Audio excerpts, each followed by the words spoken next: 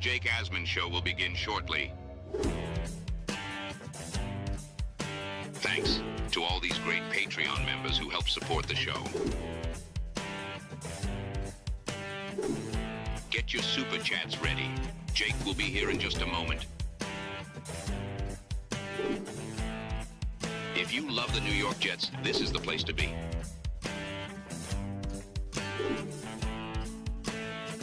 And now, the Jake Asman Show.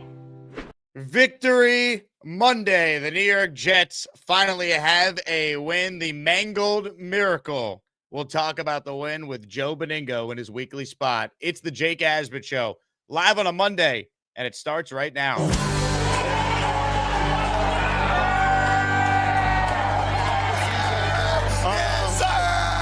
How much worse can it get for Aaron Glenn's Jets team? Can he salvage this season and give us something to be excited about? Every step of the journey, the Jake Asman Show will have you covered, breaking down all the storylines of every game and everything in between. Please subscribe and hit the like button below. Super Chats, baby. Cut the line. The Jake Asman Show starts right now.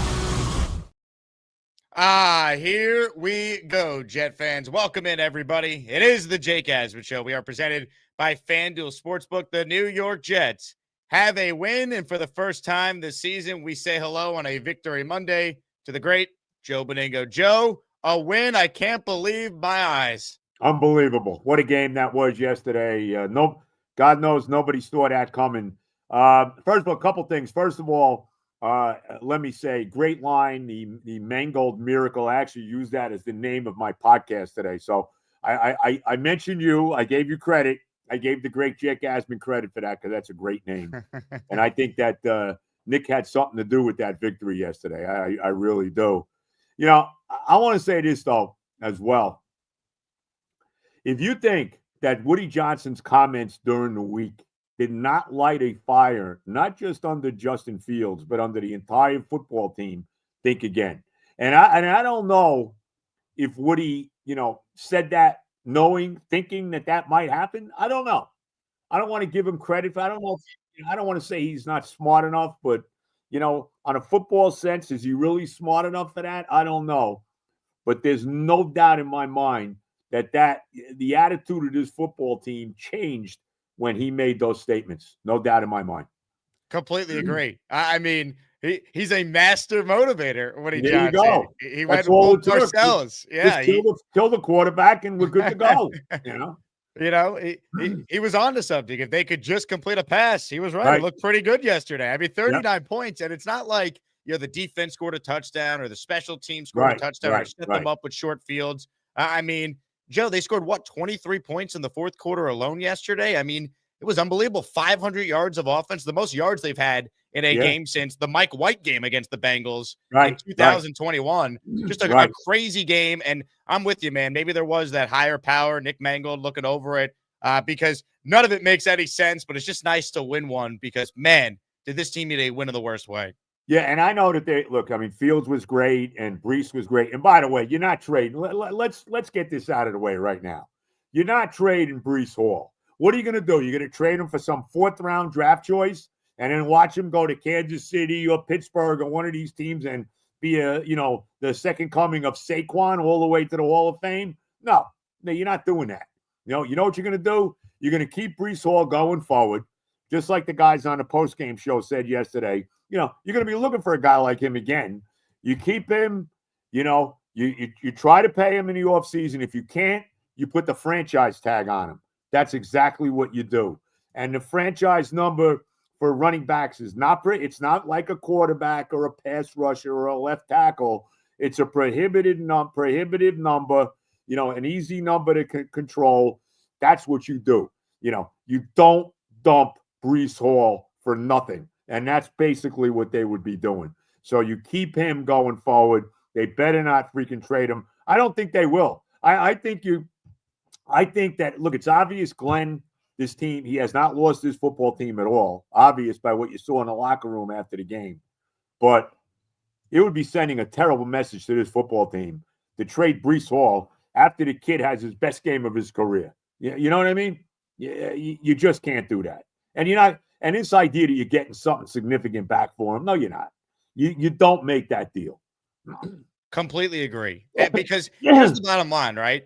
If this regime's going to be here, we want to see wins now. We want to see improvement now, not late in the year when it means nothing. So keep your players. Like Breece Hall is a guy who is a dynamic player. They finally used him properly yesterday. Had him and Isaiah Davis, on the field a couple plays at the same time. Like he's a real player too. And like regardless who the quarterback is next year, you're going to want to give them a real running game. Where are you finding a better running back than Breece Hall? So I'm with you, Joe. The idea that they're going to just blow the whole thing up. I mean, maybe they trade Allen Lazard, who's worth nothing, or they trade Michael Carter, who's now on the bench because this guy Brownlee's been really good and took his starting spot. But trading Breece for maybe a fourth, I don't even know if they get that. There's talk of it would only be a fifth.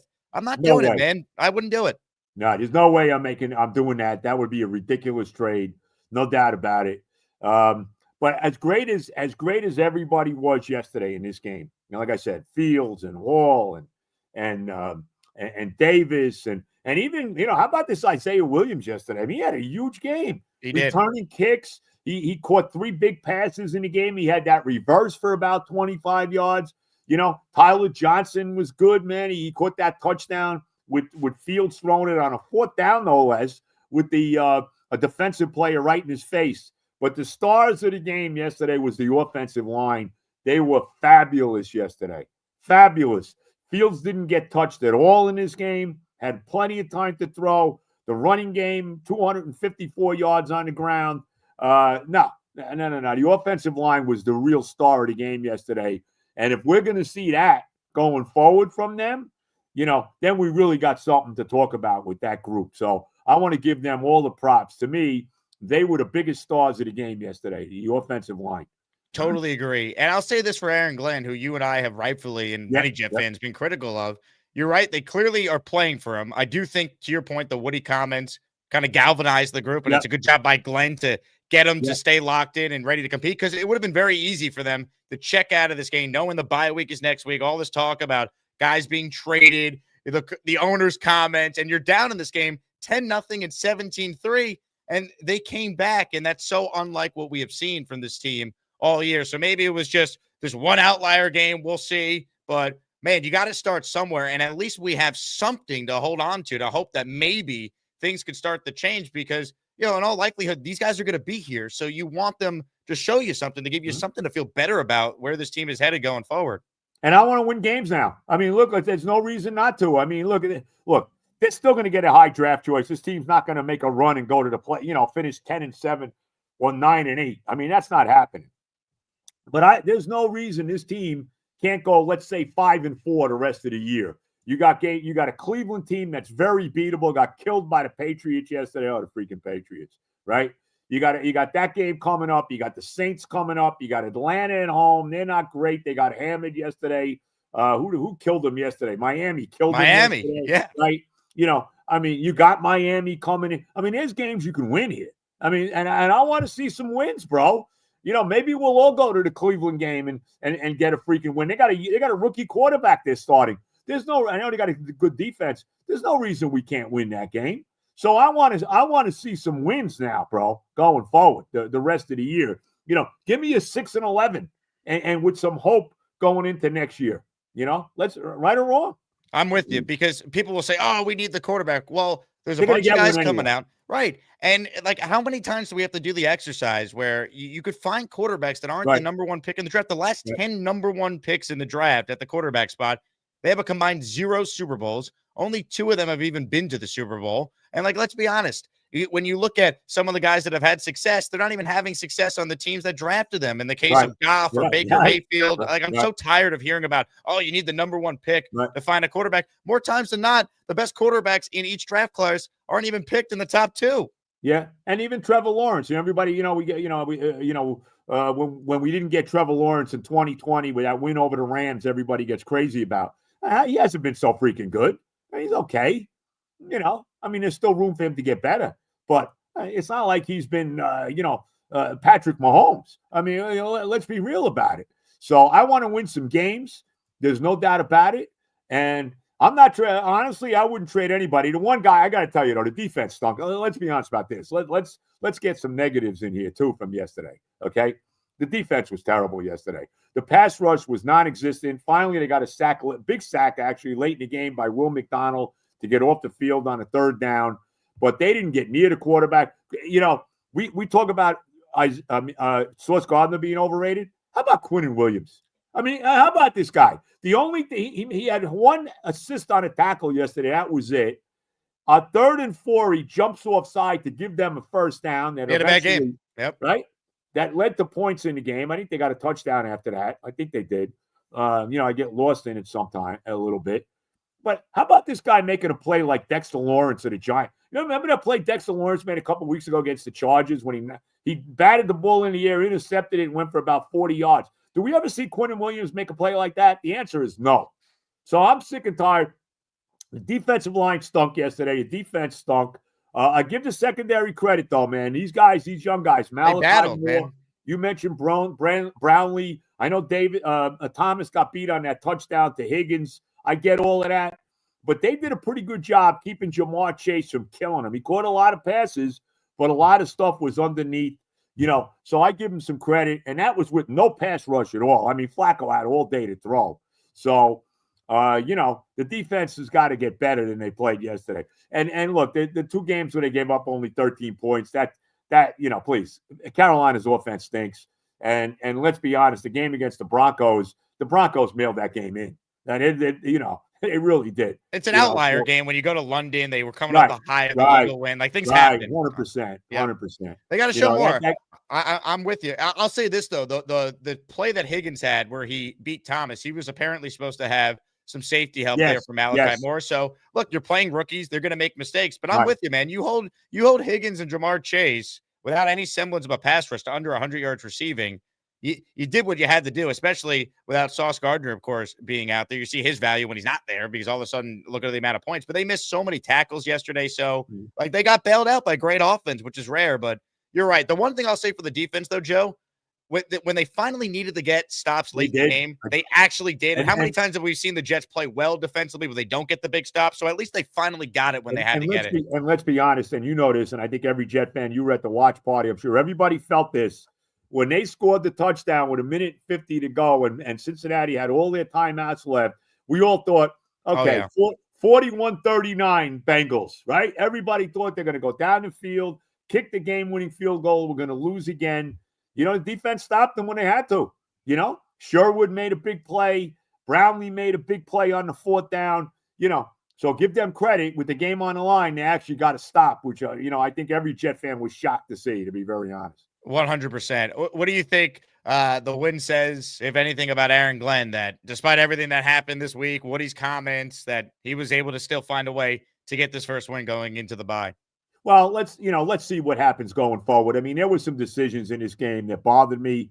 Going for I was all for going for it on the 4th and 1 early in the game from our own 35-yard line, but the play call was horrible. Yeah, it looks like Fields checked out of that, which I would say, hey, don't give him the option to check out of it. Just run the quarterback sneak. That's it. Right. And you can't be pitching the ball 3 yards back in the backfield there. And then I thought later on, they had another opportunity when they were down 10-0. They had that nice drive. They got like on the 6-7-yard line.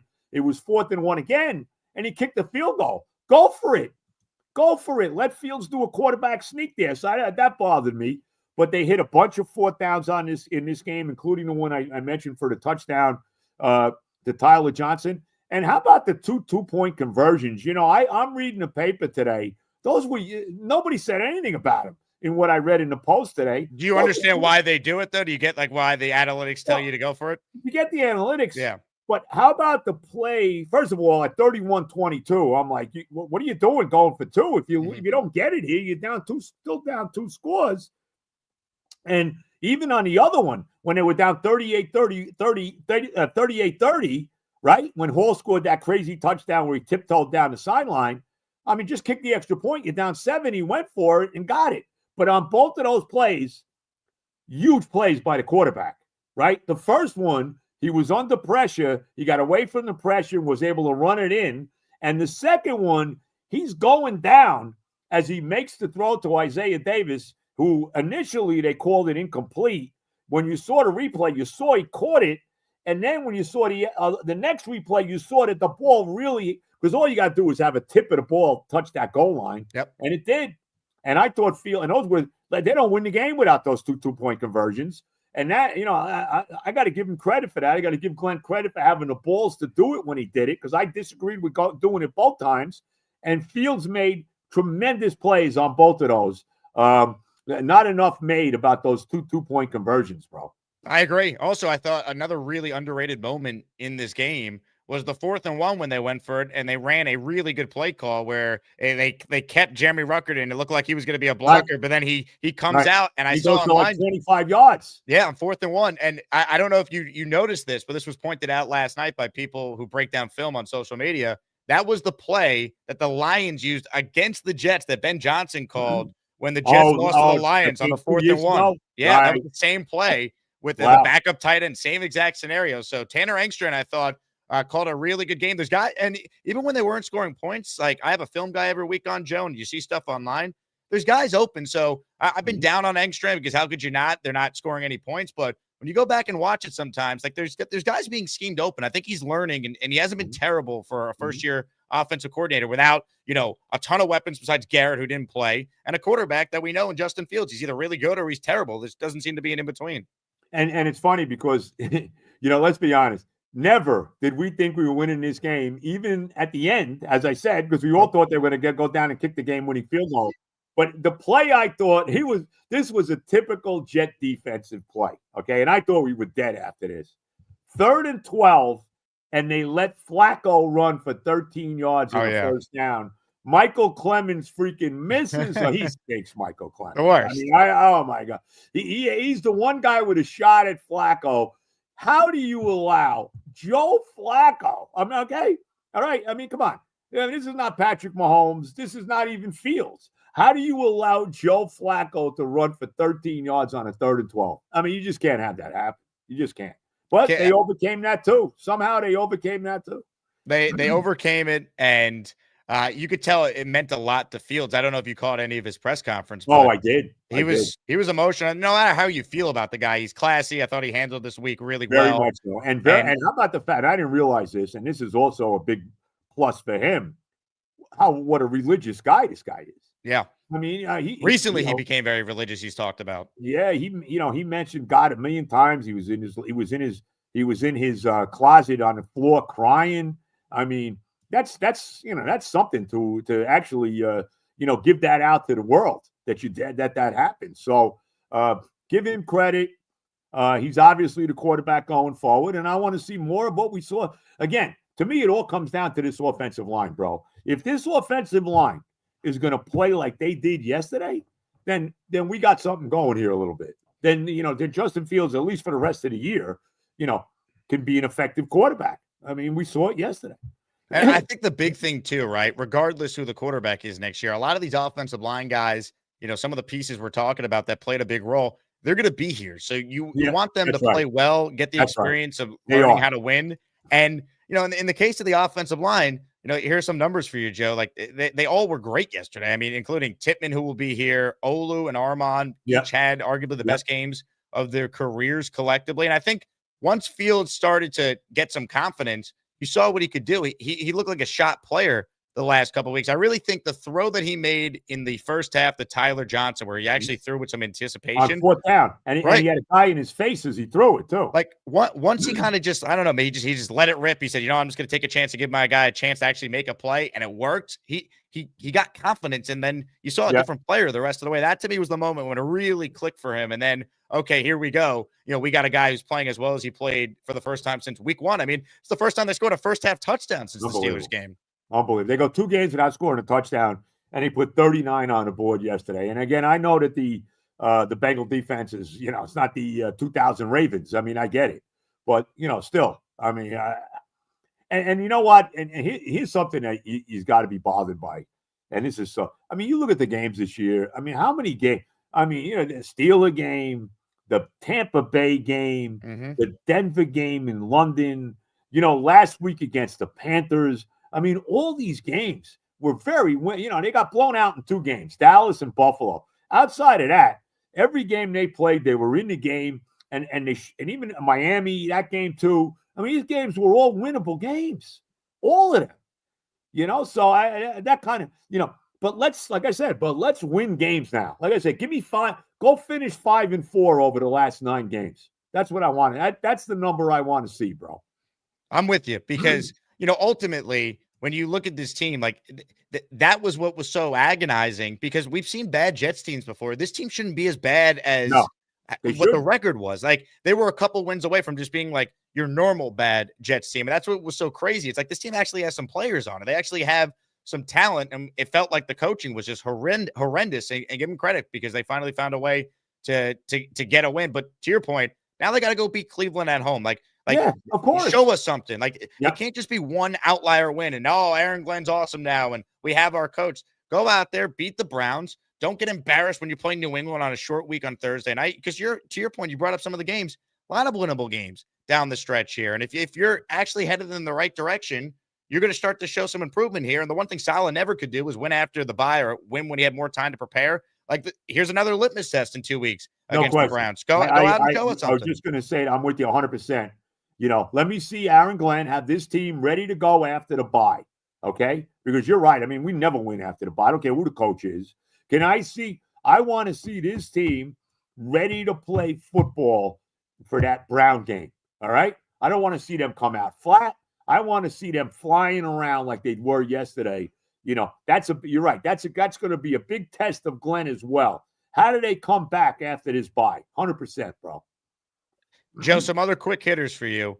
I think we got a real tight end in Mason Taylor. It felt like anytime they needed a big play, a big catch offensively in the passing game, he was making it. And we haven't even brought up, the shades of Curtis Martin to Wayne Corbett to beat Keyshawn and the Bugs with the Breece Hall to Mason Taylor touchdown. Were you even born for that game? That was back in 2000. Were you even alive there? I was a young whippersnapper. I was spry, as you would say. You were snapping all right at that in 2000, man. Yeah, that's 25 years ago. That's right. That actually, when we beat Tampa in that game, that actually started the season 4-0.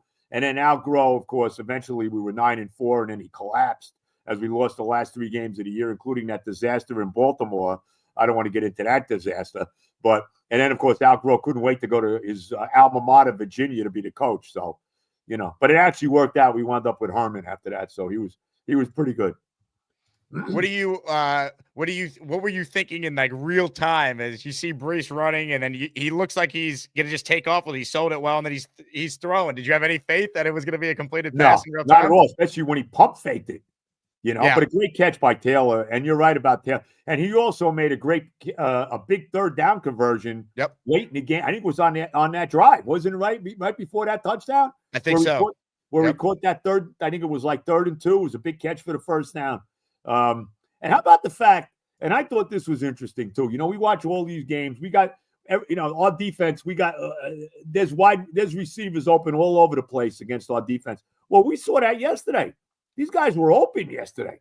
Williams, Johnson, they were actually, Taylor, they were actually getting wide open to make plays. I mean, how often do we see that, bro? We don't, Yeah, it was nice, man. And, we mentioned it at the top, obviously, maybe there was that higher power looking over the Jets yesterday because this fan base needed it. It was shocking what we learned before the game yesterday. I actually, Joe, learned, around 7:55 yesterday morning because I do the weekly show with Mike Tannenbaum. And he told me off air, he goes, hey, this happened. We're waiting for the Jets to put it out officially before anyone's going to comment on it. But obviously, you and I, we love Nick Mangold, the player. Yeah. You put out a great video yesterday. I saw you were rocking the 74 watching this game yesterday.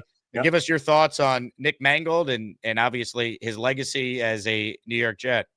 I'll never forget the draft of 2006. And Evan and I did our show from the Radio City where they were doing the draft back then. And we actually did the show. And all the talk was about, that was Reggie Bush and Vince Young and, all those guys.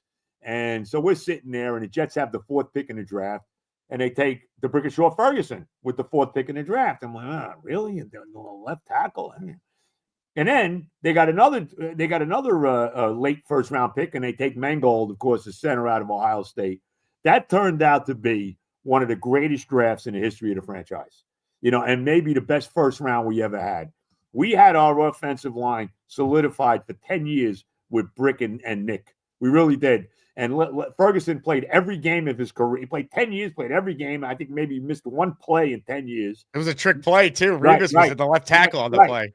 Mangold obviously was tremendous. He played through some injuries and all of that. And that was like, really the glory days of Jet football with those two guys in that offensive line. And then they brought in Faneca and they brought in Damen Woody and, guys like that, to really kind of solidify that offensive line. And we had some big years. Nick Mangold, one thing about our football team, we've had a lot of great centers over the years. We had John Schmidt back with the Super Bowl team. We had Jim Sweeney, who was really good. We had Joe Fields, who was really good. Obviously, Mawai's a Hall of Famer. And we had Mangold. And Mangold's a Hall of Famer. I mean, to me, he's every bit as good as Mawai was. I don't think there's any doubt about it. And I know we didn't win any championships with him. I get it. But he was, the cornerstone of the back-to-back AFC title game appearances. He belongs in the Hall of Fame. I mean, and, now that he's passed away, to me, even more reason that he should go in. He was nominated. He's a nominee. He should be in. I mentioned this on the podcast. There's not a lot of centers in the Hall of Fame. You got Jim Ringo. You got Mike Webster, the great Steeler. Jim Ringo, the great Packer and Eagle. You got Mike Webster, the Monty Dawson from the Steelers. You got Jim Langer and Dwight Stevenson from the Dolphins. You got Mawai in. Now it's time to get Mangold in there. The guy was a Hall of Fame player. There's no doubt about it. And let's hope that, maybe even though he won't be with us, all of us are there next August in Canton to see number 74 be the next New York Jet in the Hall of Fame. Yep. You and I were together for Revis and Klecko. Yep. It'd be awesome to be there for Nick Mangold. And you know what's amazing about Mangold, right? How many guys are that marketable or become that big of a star at that position? You just don't see it with offensive linemen. Really, over the last, 20 years, maybe it's just Nick Mangold and Jason Kelsey that are centers that are like true marketable stars that even if you're not a Jet fan, you know who they are. Kelsey's a marketable star because his brothers, let's be honest, his brothers, I'll say it this way, nailing Taylor Swift. I mean, that's it. That's the only reason, let's be honest, that's the only reason that Jason Kelsey has become a star. I think he's a Hall of Fame center. I think he belongs in the Hall of Fame, no doubt, as a player, no question.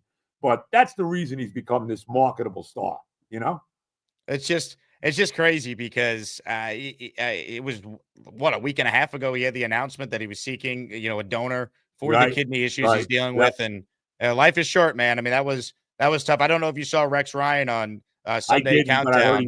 I know Willie Colon. I saw him get very emotional on the pregame show. No, I'm sure Rex was very emotional about it. Yeah, it brought me to tears for sure. I mean, Rex told the story that he knew he was going to get fired his last game with the Jets, and Mangold was really injured, and he said, "I'm playing in the game. I don't care." And it meant everything to Rex that Mangold wanted to be out there for him. So it's crazy. Do you think there's been some talk of this the last 24 hours or so? He's already in the Jet Ring of Honor. Do you think the Jets should retire the number 74? Yeah, why not? It's only a couple numbers retired, right? Namath, Maynard. I guess Klecko and Curtis are retired, right? I think. Yep. I think there's 4 numbers retired. It's Namath, it's Maynard, Curtis, Klecko. Well, Dennis Byrd too, number 90 is retired. Oh, Dennis Byrd. Yeah. Because of the tragedy with him being paralyzed. I was at that game too against the Chiefs, 1992. I'll never forget it. But anyway, be that as it may. They should be. Why not? Like I said, to me, he's a Hall of Famer. I mean, I think he's going in. I think they're going to put him in now, and he should. He should definitely be there, and we should all go to Canton next year if he does. And he's an Ohio guy.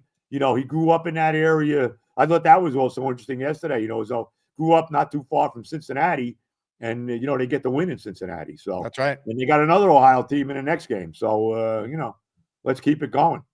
I love it. If you're watching live right now, make sure you like the video, subscribe to the channel. Thanks to everyone for helping us hit over 43,000 subscribers this past week. Make sure you guys check out Joe's pod, Oh the Pain, which will be out later today. And how about this for a giveaway today, Joe? Let's give away a That's Nick the one, Mangold jersey. You hit it right on the head.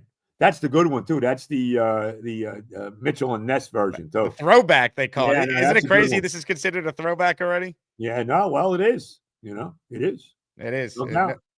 Gift a membership to enter or send in a super chat to qualify. If you don't win, tomorrow our 3 weekly prizes. Now that the Knicks season look at kicking off, that Joe. one. Oh, my That's God. right. What? Clyde? Come on. People didn't want signed Jets gear given the state of the team. So I'm like, let's do something for the Knicks fans out there because most Jet fans are Knicks fans. We got a signed Wayne Corbett football and a signed CJ Mosley helmet. Maybe I'm going in for that Clyde jersey deal there. I love it. I'll put you in. Sco says, I like happy Jake and Joe. That's right. Isn't winning fun, Joe? Isn't that what it's all about? Well, it doesn't happen often for us, man. I'll tell you, what's our record since they fired Salah? What do we got, like 4 wins, 5 wins? That's their 4th win since they fired Salah. Yeah. Crazy. But I think going forward, I want to see some wins now. I don't want to hear anybody trying to tell me, I want to go 1-16. No. Screw that. I want to win games. They got 9 games to go. There's a lot of football to be played yet. Exactly. Let's go out there and, let's show something now. Let's give us a reason to have some hope going into next year. Because I don't give a damn bro, I've said this a million times, though. I want to make sure this is on the record. I've been down on Aaron Glenn. I've been down on Justin Fields. I don't give a damn who our coach is. I don't give a damn who our quarterback is. I want to win. It's all about freaking winning. So if Aaron Glenn turns out to be the guy, great. If Justin Fields turns out to be our quarterback for the next 10 years, I don't think that's happening. But I'm all for it. I don't care who the damn quarterback and coach are. I just want to win, bro. That's it. Well said. That's what every Jet fan should be rooting for. Because, absolutely. I mean, you want to see that this team is actually headed in the right direction. And the wins, and I've said this for weeks already, you can't sell me on improvement if, you beat the Saints and then the last game of the year you beat the Bills who aren't playing anyone and you finish with 3 wins on the year, and we call that trending in the right direction. The win's got to happen now when you're playing teams in your weight class. Carolina couldn't do it, but you beat Cleveland, or you beat you beat Cincinnati. You're playing Cleveland next. You have a game against Miami still on the schedule. You still got 2 left with New England. Atlanta. These teams are winnable. These are winnable. And why can't we beat the goddamn Patriots once? Why not? I mean, all of a sudden, what are the Patriots? All of a sudden, going to go 14-2 now? I mean, it's unbelievable. I think they're going to win the division, but I mean, why can't we stick it up Mike Vrabel's ass in a game? You know what I mean? You got to start somewhere, no doubt. Leany writes in, Victory Monday feels so good. Amen. This one is from Big Country. It says, hey, Jake, remember last week when I said it would be so Jets-like with all the drama with Woody and Fields? We go on to win 10 wins. You told me to stop doing drugs. Here we come, baby. Maybe we'll get 4 wins now. I'll tell you what, 4 could happen, Big Country, but the 10-7 Jets record that you're trying to manifest, I hope you're right. Tell Big Country, they win 10, I'll buy them the drugs. I can go in a store and buy pot legally now. So tell them what we By the way, Joe, did you ever think growing up that you'd be able to buy pot legally? Never, absolutely not. No. Back in college when I was buying an ounce for $15, I mean, I now you buy 1 joint for $15, but you never thought that, you'd see it legally. I'll tell you that. Amazing. Casper says, Joe, would you put Revis and Mangold in your top 5 Jets of all time? Who are your top 5 Jets of all time? Yeah. I don't know if I put Mangold in, and Revis is. I mean, Revis is probably the greatest defensive player we ever had. Well, I mean, look, you could say Klecko, you could say Gastineau, you could say Jerry Philbin as far as the greatest defensive player. Revis is certainly up there. Probably Namath, Maynard, Klecko, Curtis Martin. Probably Revis is the next guy. Probably Revis. That's Mangold the thing with the Mount Rushmore debate. Mangold makes the top 10. He'll make the top 10. But those guys, that's probably the top 5. Namath, Maynard, Klecko, Curtis Martin, and Darrell. That was the big debate over the summer on the show. It's like we had the 5 players, but if you did a Mount Rushmore of the Jets, do you put Revis on over Klecko? Do you put Revis over Curtis Martin? Do you take Revis and Martin? Revis probably doesn't make it. Interesting. Just because he didn't play long enough with the Jets? Well, I mean, look, he's an all-time great. I think it hurts him that he played for the damn Patriots and won a Super Bowl with them. I don't think that helps. And he even alluded to that at the induction last year in Canton. He brought that up, about the Jet fans not being very happy with him for doing that. It was one thing to play for Tampa. It was another thing to play for them and then win the Super Bowl on top of it, even though we got him back. That's the Mount Rushmore. Namath, Maynard, Martin, Klecko. This one is from Hollywood Rio. It says 254 rushing yards are most on the ground in a road game since 2010 against Buffalo. That's what wins games. RIP 74. It is fitting that the Jets offensive line played by far and away their best game Yes. of the year on the day that we lost one of the best linemen in franchise history. Yeah, no doubt about it. And it's funny because at one point in this game yesterday, we had like 200 yards rushing and we're losing. And I'm telling my wife, I said, you know what the percentage is? And I don't know exactly, of you in an NFL game rushing for 200 plus yards and losing. I said, it's probably 75, 80% that you win any game in the NFL where you rush for 200 plus. So thank God we did win this game. We kept that percentage up there, It's unbelievable. Were you aware watching this game that this was the second largest fourth quarter deficit that the Jets have overcome in franchise history? No, what was the other one? The Miracle in Miami game? That one, the Monday Night Miracle, 23 points in 2000. Right. Yeah. No, I didn't know that. I did not know that. It's great. It's great. No doubt. Unbelievable. Well, Joe, nice to finally talk to you after a win for once, because I don't know how many more we're going to get, but at least we know the Jets can't lose. We're going to win a few more games. I'm telling you, my goal is, if you're a Jet fan, I want to see them go 5-4 over the last 9. I think that's reasonable when you look at the schedule, bro. That'd show real improvement. If they finish with 6 wins, I mean, that'd be a real improvement. That would make you feel a lot better about the coach. And again, you're still going to draft the quarterback. And even if you go 6-11, and I don't know that they are, but even if you wind up, let's say 6-11, you're going to get there's a lot of quarterbacks that are coming out next year. All right. So, I think the 2 best I've seen are the kid in Alabama and the kid in Indiana. They're probably the 2 best that I've seen, Mendoza and Simpson. But, we'll see. We'll see. But there's a lot of quarterbacks. Again, it's not, where you draft that quarterback. It's that you draft the right freaking quarterback. You know what I mean, bro? 1,000%. I mean, I do the exercise all the time. Like you just, people are like, oh, you need to get a top pick. It's like, come on, man. Where was Patrick Mahomes picked? Where was Josh Allen picked? Lamar Jackson. Where was Lamar picked? Tom Brady. Jalen Hurts. Brady, Joe Montana. Even Dak Prescott was a 4th round pick. So, and he's still, I know they got whacked by Denver yesterday, but he's still pretty good. He didn't have his best game, but still. So you don't have to be the number 1 pick. There's plenty of number 1 draft choice picks that turned out to be disasters, Oh, do we know that? Look at Zach Wilson with the 2nd pick in the draft. Look at Ryan Leaf with the 2nd pick in the draft. Rick Meyer. Oh, my God. I could go on and on. So, what I mean? And by the way, and I've said this to you. How about Jamarcus Russell, bro? How about him? Don't get me started with some of the all-time busts. But here's the thing, too, right? You could pick the right quarterback. We might not know if you have awful coaching and a bad GM that can't surround the player with talent. Sam Darnold was the right pick. We didn't know till years later. Yep. And by the way, before we go, this is not Jet related, but how bad was it? I just happened to, as I'm going, in the breaks, in the commercials of the Jet game, I'm putting the Giant game on, and I happened to see the play where Cam Scatterboo basically breaks his ankle. Yeah. And I want to tell you, okay, and I'm no Giant fan, but I felt terrible. And you could see Jackson Dart was physically upset when this happened. Scatterboo's really a terrific player, has really added a lot of juice to the Giants. There's no doubt. They stole him in the 4th round, this kid. I watched him play at Arizona State last year. I loved him in the games I saw. The kid does everything. That is a terrible blow to the football Giants, losing Scatterboo. And I really hope that he comes back next year as good as ever, because that was terrible seeing that happen. I really felt bad. And it's, the Giants, they lost Neighbors and Scatterboo this year. That's really too bad, because those are 2 really terrific young players. But boy, that was pretty tough. I couldn't watch it again. I saw it, and you could see how his ankle was like this. So all the best to him. And Cam, get yourself healthy. I want to see you out there playing for the Giants again next year. Well said. And by the way, to your point on quarterbacks, remember the Giants won too many games last year? Well, they traded back into round 1 to get Jackson Dart, who's been the most impressive rookie quarterback so far. So there's multiple ways they could get their guy. He doesn't just need to be the first, second, or third pick of the draft. No question. Joe, enjoy your victory Monday. Appreciate you hopping on as always. Yeah, I could actually wear my Jet gear today and don't feel like I'm, have people looking at me the wrong way. You know what I mean? It's nice to win one, no doubt.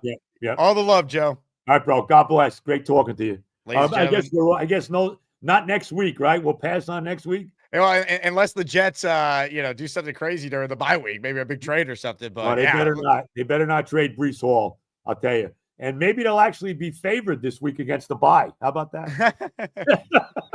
Ladies and gentlemen, the host of the Unfade podcast, the great Joe Benigno, with us there in the weekly spot. Make sure you guys hit the like button, subscribe to this channel. Again, thanks to everyone for helping us hit over 43,000 subscribers. You guys are the absolute best. We're giving away a Nick Mangold jersey on the show today, so gift away for your chance to win. Let me shout out Mike Doramo, who came to our watch party yesterday. He gifted 5. Ladies and gentlemen, let's go. Hit it, AG. First win!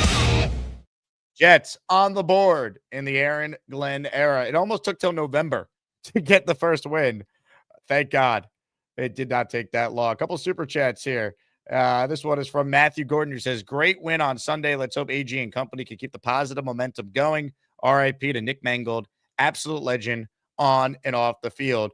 Throughout the week and during the bye week next week, we are going to be posting various clips from Nick Mangold's interviews on this show over the years. I've had Nick on a bunch. I put together this in honor of Nick Mangold that I wanted to share because obviously one of my favorite Jets ever. Couldn't have been a better dude anytime I had the chance to have him on either YouTube or radio. I had Nick on. This was before the Jets were going to be on Hard Knocks in 2023. So it's a few years ago. And we were talking about the 2010 Jets being on Hard Knocks. And Nick Mangold reflected back on the iconic Rex Ryan Taco Bell story from the show. Is there a memory from that season of the show that you obviously were a part of that stands out? Yeah, Rex put me on blast for being at Taco Bell after a preseason game too. So I think he failed to mention that part. That's outstanding. I thought you were going to go with the Rex, let's go eat a, GD snack speech that obviously became infamous and famous, if you will, from that. That was famous. There was a lot of good moments in there. Mike T falling, trying to catch a punt. That was always a classic one. So there are little things that come out of it that are pretty neat. And if you really embrace it and enjoy it, I think it can be great for the players. RIP to Nick Mangold, man. It doesn't feel real. So sad. Thinking about his family and everyone who knew Nick. Obviously, we as fans, if you're a Jet fan of a certain age, like Nick Mangold was your guy, man. Just crazy. And the fact that we went from Kevin Mawai, who's in the Hall of Fame, to Nick Mangold, who I believe should be in the Hall of Fame, it's as good as it gets. As Jet fans, we know what bad quarterback play looks like. We also know what elite Hall of Fame caliber center play looks like. And that was Nick Mangold to a T. Mike Dems in the Asmaniac raffle for 1. Spencer Green says, and the new big bastard heavyweight champion Beastbreaker, Beast asked Jake, I've emailed him a video of you winning world belts. You are the man, the Thrasher medal. You are him, Jets. Spencer, thank you for whatever this means. And I did see your email. I have to bet the video. Dan says, Mangold Miracle Game. That's right. The Mangold Miracle, man. That's what I'm going with. You had the Monday Night Miracle. I'm calling this the Mangold Miracle because, once again, this was the second largest fourth quarter deficit the Jets have overcome in team history. And let's be real. The way the Jets have looked this year, nothing we saw yesterday makes any sense. No Garrett Wilson. No Sauce Gardner. By the way, no Josh Reynolds, who say whatever you want about Reynolds. He is the number 2 receiver on this team. And the Jets won the game. And they put up 39 points. None of it makes any sense. They couldn't score a touchdown the last 2 games. They hadn't scored a first half touchdown since week 1. This is why we watch sports. You just never know. You remember Mike White had the crazy game against the Bengals in 2021? Like, you just really never know sometimes. And, they got to win. I don't know if it means that, Glenn has turned the corner and Justin Fields is now great. Like, we got to see a lot more, but you got to start somewhere. I'd rather be talking about this and having hope for 2 weeks than fire everyone, 1 and done, 0-17. By the way, where's Black Gypsy at? Where's Hamburger at? I already cashed my bet with them. Jets will not be going 0-17. Now, could they go 1-16? That is still potentially on the table. I don't think they will. But they're not going winless. Rat Diddy checks in. Great win, great Monday. Jet up to all. Amen. Jet up to all. Matt L. has gifted 5 channel memberships. Let's go. First win! Matt, thank you. Got you in our Mangold jersey raffle for 5. The big fella says retire number 74. Heart and soul of the Jets. I wouldn't mind if the Jets did it. Now, Olu wears number 74 currently, so he'd be grandfathered in, I'd imagine. Maybe he'd want to change his number. I don't know. but nice to win.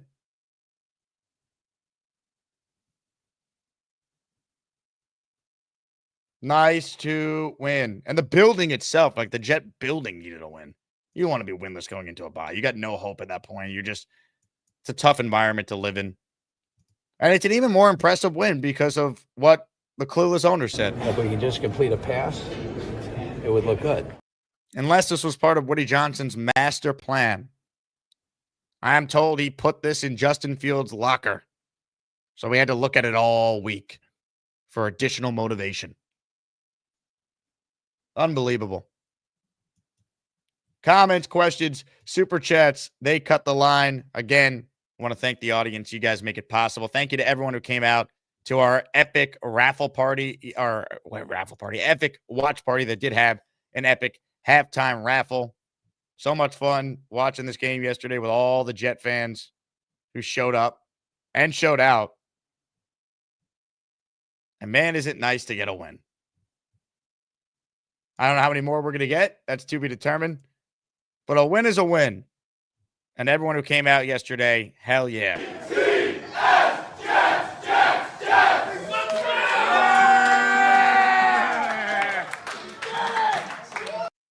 That's not even everyone who was there. Some people left already. A lot of people. We probably had close to 70 people. Jack with a super chat. Glad my entire neighborhood bar watched me cry my eyes out at the end of the game. Love it, Jack. You're a real fan, man. Jets 1-0 since the power of friendship was revealed. I hug him every day. I hug him every day. I should have asked Joe B if he wants a hug from Woody. Comments, questions, your super chats. They cut the line. Things to watch for from the Jets this week. Trade deadline. Anyone being dealt. That's the big storyline. I don't think they're going to have a fire sale. I think even if they lost this game, they were not going to have this big fire sale. But that is certainly something to look at. Jonathan with a super chat. R.I.P. Nick Mangold. Reeves and they were my favorite Jets. By the way, Jake, I got the Garrett Wilson shirt. Thanks to you. Jets, Jets. You got it, Jonathan. Thanks for supporting the show. Feast Mode says 10-7 rest of the way. It won't happen, but could you imagine? 10-7, baby. One win, and we got 10-7 talk, baby. Yeah.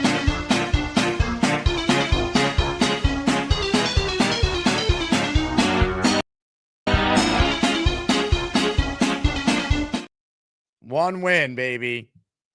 That's all it takes for us to feel a lot better. Colin in the Asmaniac raffle for 5.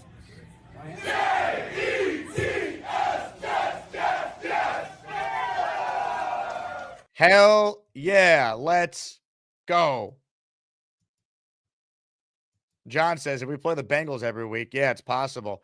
Wouldn't it be nice if we played the Bengals? The Jets seemingly have these crazy offensive games against them. Wild, entertaining games.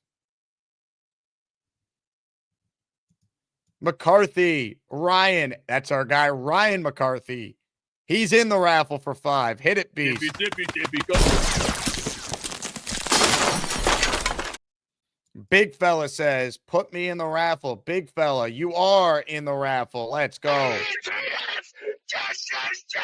We're going to get to your calls coming up. I pinned the Gusbuster umbrella link, the hotline link for those of you to call in and join. J Quest checks in.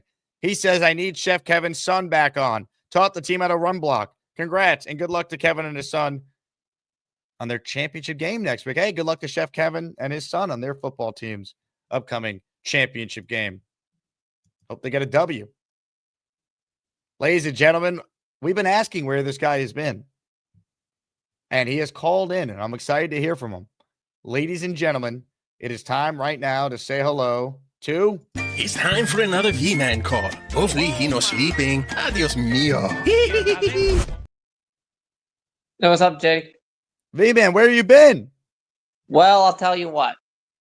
It's just I couldn't muster the energy to come on after a loss. You know, it's like I said, why don't I just wait till we win a game and I'll come on and I could be my usual self, just be usual energetic stuff. But then it was just the losses piled on one after another, after another, after another.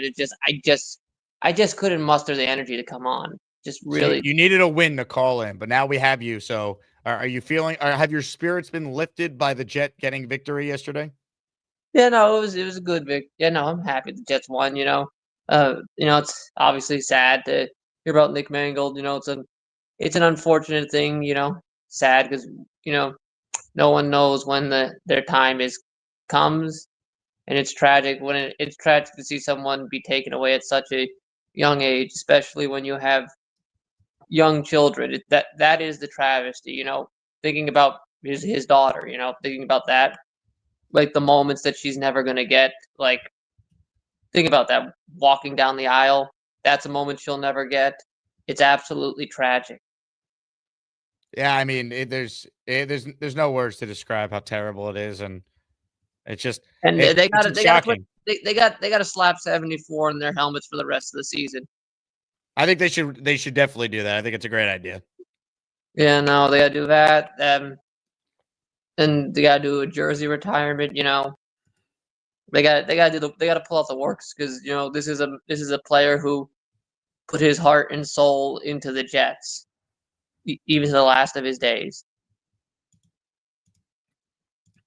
Yeah, I mean, look, Nick Mangold was a Jet through and through. Like when you think of Nick Mangold, like he's a Jet. He played his entire career with the team. He never wanted to go anywhere else. He was, the consummate pro. He was kind of the blue collar guy that didn't take himself too.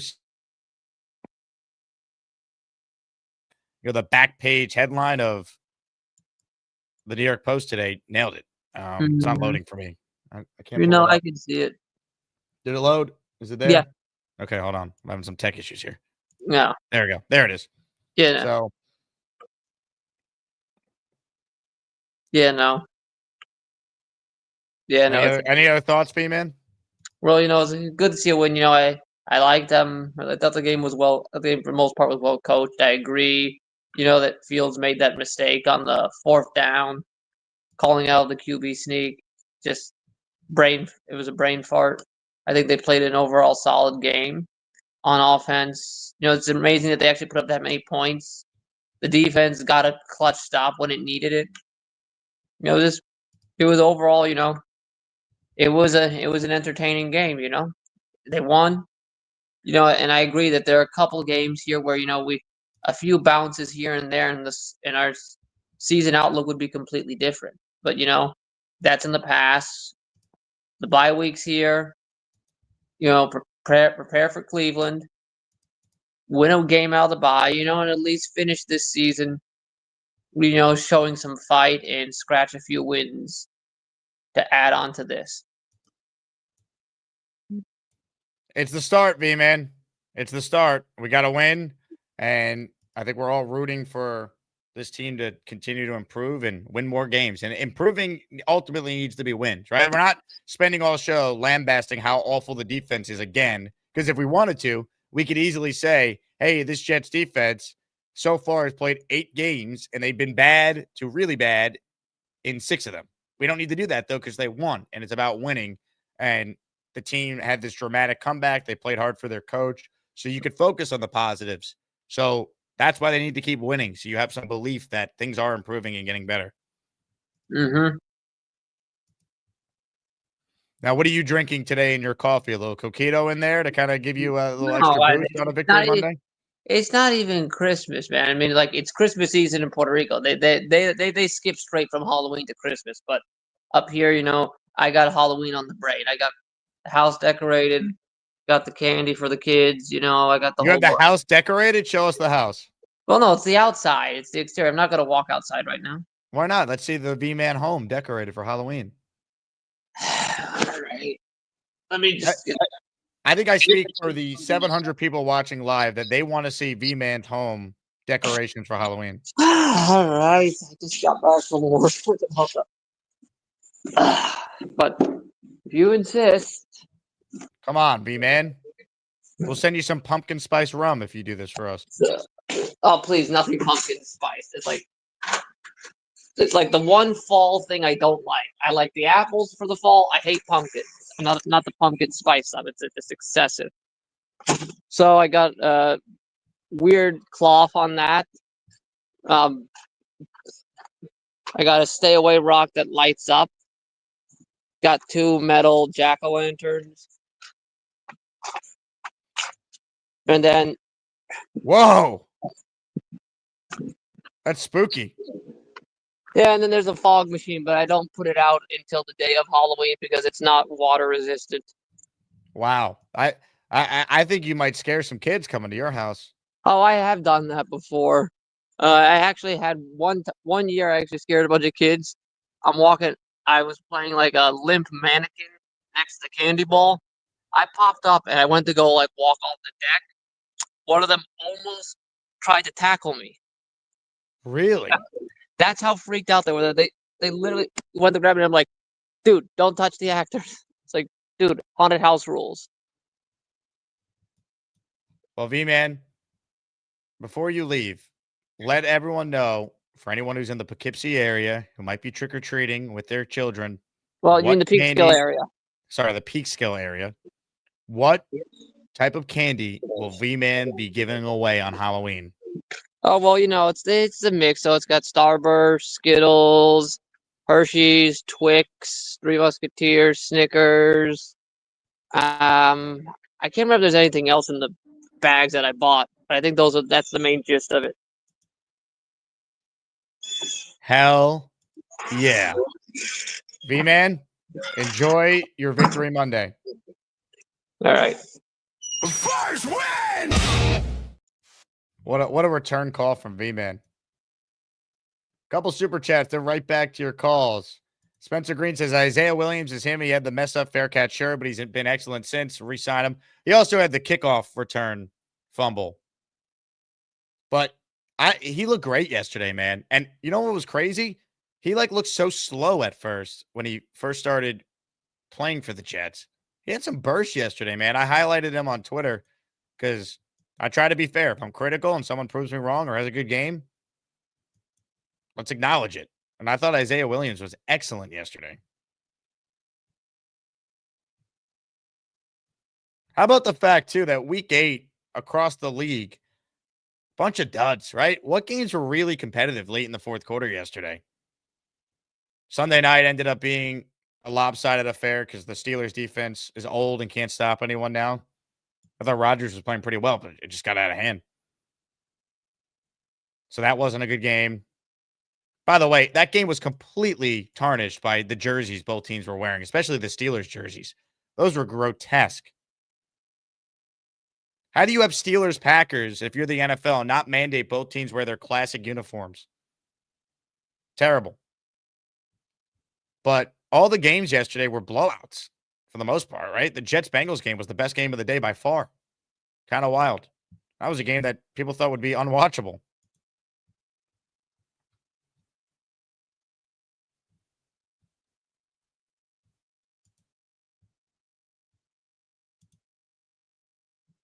Chef Kevin says, Jake, my guy, keep up the great content. Salute to number 74. Let's go, Jets. Chef Kev, you're the man. Good luck to you and your son this week in your football championship.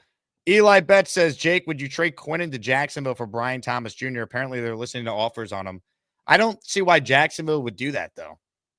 I mean, I'd be very intrigued because they clearly need playmakers, but you also need Quinnen. So what's the plan if you don't have Quinnen? Right? I just saw this. Holy bleep. Mimosa. Mimosa, a $100 super chat. Unfreaking believable. This is why she's one of the all-time greats. 20 raffle tickets would get you 100. But how about 40 with a $200 super chat? Hit it, Mimosa. Get your ass off my super chats. Some of these are gifted memberships too. Hey. The hell with it. Unreal. Rest in peace, Nick Mangold, one of my favorite players of all time. Was talking to my New York brother about donor testing because we both have type O blood. Heartbroken for his wife, kids, family, Jet Nation. That win was for him. Amen. Amen. It's hard to believe it's real. I just, it's just terrible. And it happened so sudden. Right? That's what's so crazy. It happened so quick where you just weren't expecting that at all.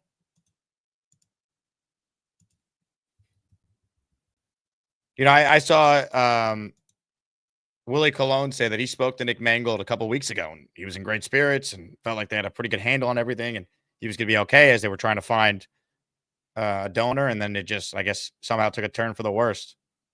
Unreal. But Mimosa, thank you. I got you down in the raffle. Your support is awesome. So glad that we got the hang in Tampa. This is for you. Thank you, Mimosa, for your generosity and tremendous support of the Jake Asman Show. R.I.P. to Nick Mangold. We're going to hear from Aaron Glenn momentarily. I am downloading the press conference to air, and then we'll certainly continue to take your calls on a Victory Monday. Might have to put these shirts back available in the store. We haven't needed them all year. Design Mind. If you could only watch one New York sports team for the rest of your life, which would it be? It'd be the Jets because this is my job, but I'm also a diehard Yankees and Knicks fan and love the Islanders too. So it'd be the Jets because if I can't watch the Jets, I can't talk about the Jets year round like I do on the show. Also, even in London, I met British fans talking about how great of a person Mangold was when they met him, a true legend. There's no one who has a bad Nick Mangold story. That's, it was amazing too, just seeing the amount of people that had photos with Nick over the years. Like, he was so accessible for fans, right? He would come to a lot of the Jets events that they would do, whether it was like Jet House over the years or some of the charity stuff when he was a player or their draft parties. Like, everyone that is like a real diehard had a Nick Mangold photo or something that they could share. So all the tributes yesterday were amazing. Wanted says, didn't realize the Mangold raffle was a $10 super chat. Everyone enjoy those free Big Macs for Mangold. Jake, you got to play the clip of Mangold screaming with Fitzmagic, Jet up. So some of those clips I can't play because of the copyright by the NFL, but I know exactly the clip you're talking about after the Jets beat the Cowboys on that Saturday night game in 2015 in Dallas. Fitz is doing the interview post game, and Mangold scares him, comes up to him and screams into the mic, and Fitz goes crazy. Great moment. That was such a fun season, man. They should have made the playoffs that year. David Atkins in the raffle, 4-1. Boom. Thank you very much, David. Let's see. Do we miss any super chats here? I don't think we did. Great. All right. Let's do this right now. Aaron Glenn spoke. This is the last time we hear from Glenn until after the bye week. So let's listen in to the head coach of the New York Jets, who met with members of the media about 10 minutes ago. All good? Yeah. All right, good morning. Injury-wise, nothing changed from yesterday. Kiko's in concussion protocol, and Cisco has a shoulder that we're still evaluating, so I know more about that sometime this afternoon. So I'll be able to give you guys that information once I get it. When it comes to the game of yesterday, very exciting. Great plane ride home. It was good to see the guys excited and happy to get their first win with the new regime. And there was a number of things as you watch the tape that really stood out to me. And I was just going order. I'm start the defense first. I thought Wilkes did an outstanding job of understanding strategically what we were trying to do. And after the first touchdown that was given to Higgins, man, we kind of got right back into what we were trying to do of making sure we take those two guys out. So after that first touchdown that Higgins got, he didn't catch another pass after that, which was good by our secondary guys. And also after the half, I think Chase only had like 30 yards receiving. Listen, I understand exactly what the runners did. They made some plays. And I would say that we have to continue to improve on our tackling because that had a lot to do with the runs that they scored on and some of the plays those other guys did. But at the end of the day, our focus was make sure the two receivers aren't the ones that beat us like what happened in the Pittsburgh game. So I thought that was really good by Wilkes, making sure our guys understood that. So for some context, the Jets, according to Next Gen Stats, They missed 16 tackles yesterday. Malachi Moore led the team with 3 missed ones. So the defense was very lucky to have been bailed out by the offense. I mean, the pass rush was non-existent for most of the game. They only had 1 sack, 2 quarterback hits. Now, give the defense credit. They did get a couple stops late, as we talked about, but they were lucky to win. I mean, they got a complete, wild, unforeseen, historic performance by the offense yesterday. Historic in the amount of yards, historic in the amount of points, and maybe even more historic in what the narrative was about them going into the game. With the quarterback being benched the previous game, the offense not scoring a touchdown the last 2 games, and the owner coming out and saying this on Tuesday. If we can just complete a pass, it would look good. So that is truly one of the more wild wins we will ever experience as Jet fans. Going with our offense, I thought Tanner did a really good job of really managing the game and putting our guys in positions to be successful. Man, we were very aggressive when it came to running the ball and just showing our brand of football when it comes to running the ball and being physical. And then also being aggressive of pushing the ball down the field with Justin so he can go out and make the plays he needs to make. And I thought Justin did a hell of a job of managing the game. Again, no turnovers. We had a limited amount of penalties, and that's on the offense and defensive side. And that's been 3 games in a row for the most part. I think we only had 11 penalties in the last 3 games, which averages out about 3.6 penalties a game. So that's something that we've been working on for quite a bit. So I thought that was outstanding. When it comes to special teams, man, Isaiah did a hell of a job of returning the ball. Obviously, it's a pretty good redemption story of what happened with him fumbling the ball and him making that 10-yard rule that we have. And now, man, he's really in the groove of understanding exactly what we want when it comes to a returner. And this is just in general. I mean, our special teams has been a high mark for this team throughout this season. I think those guys continue to do that. So, again, happy for the win. We understand still where we're at. We're 1-7. We're not happy about that, but it is what it is. And we get another chance, not this week because of the bye, but the next week to get a chance to play Cleveland, to continue improving on the things that we're trying to improve on as a team. So any questions? Aaron, you talked about yesterday that Justin is primed to be, for this situation. Yep.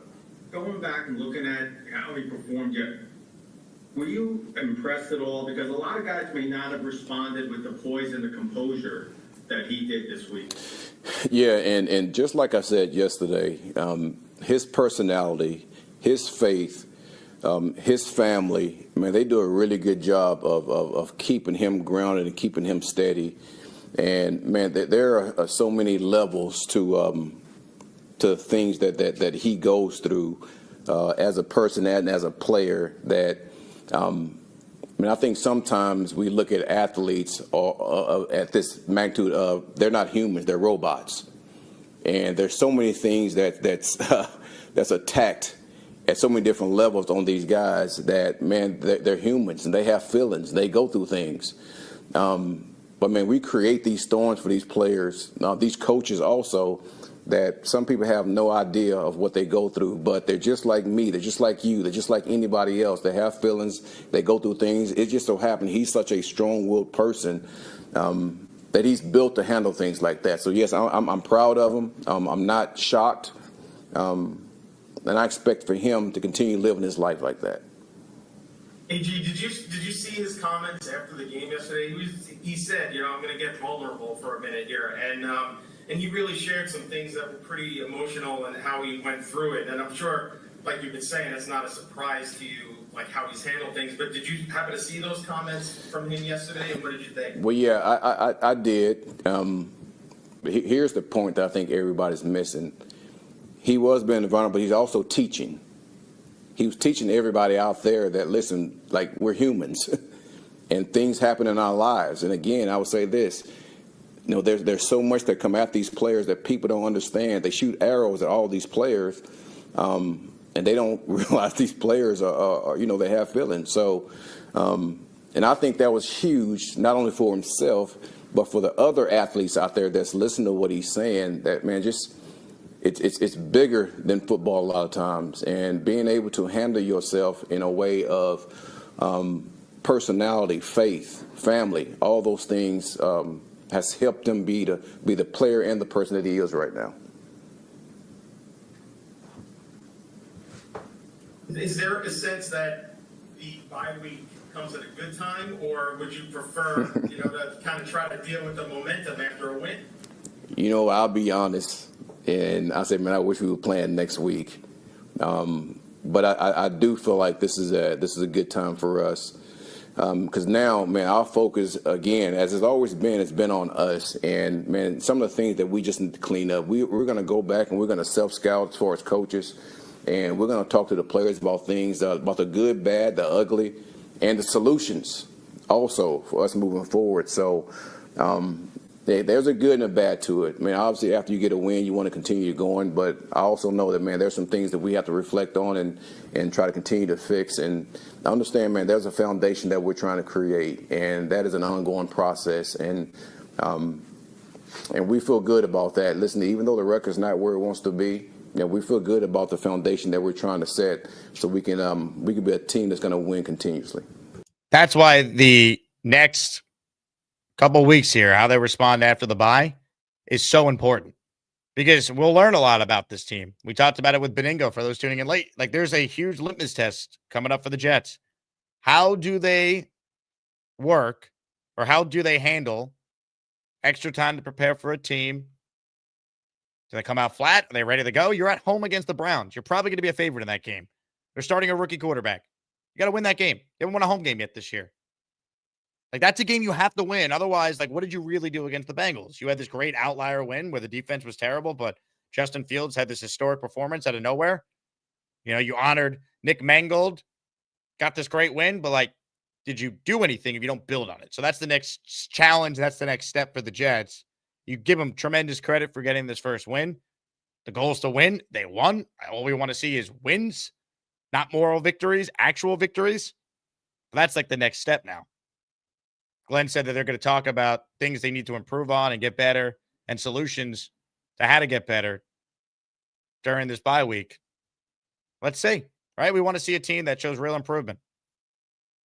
Benigno wants 5-4 over the next 9 games. Yeah, that'd be great. The games are winnable. If you could win yesterday and no one said you had a chance yesterday, why can't you win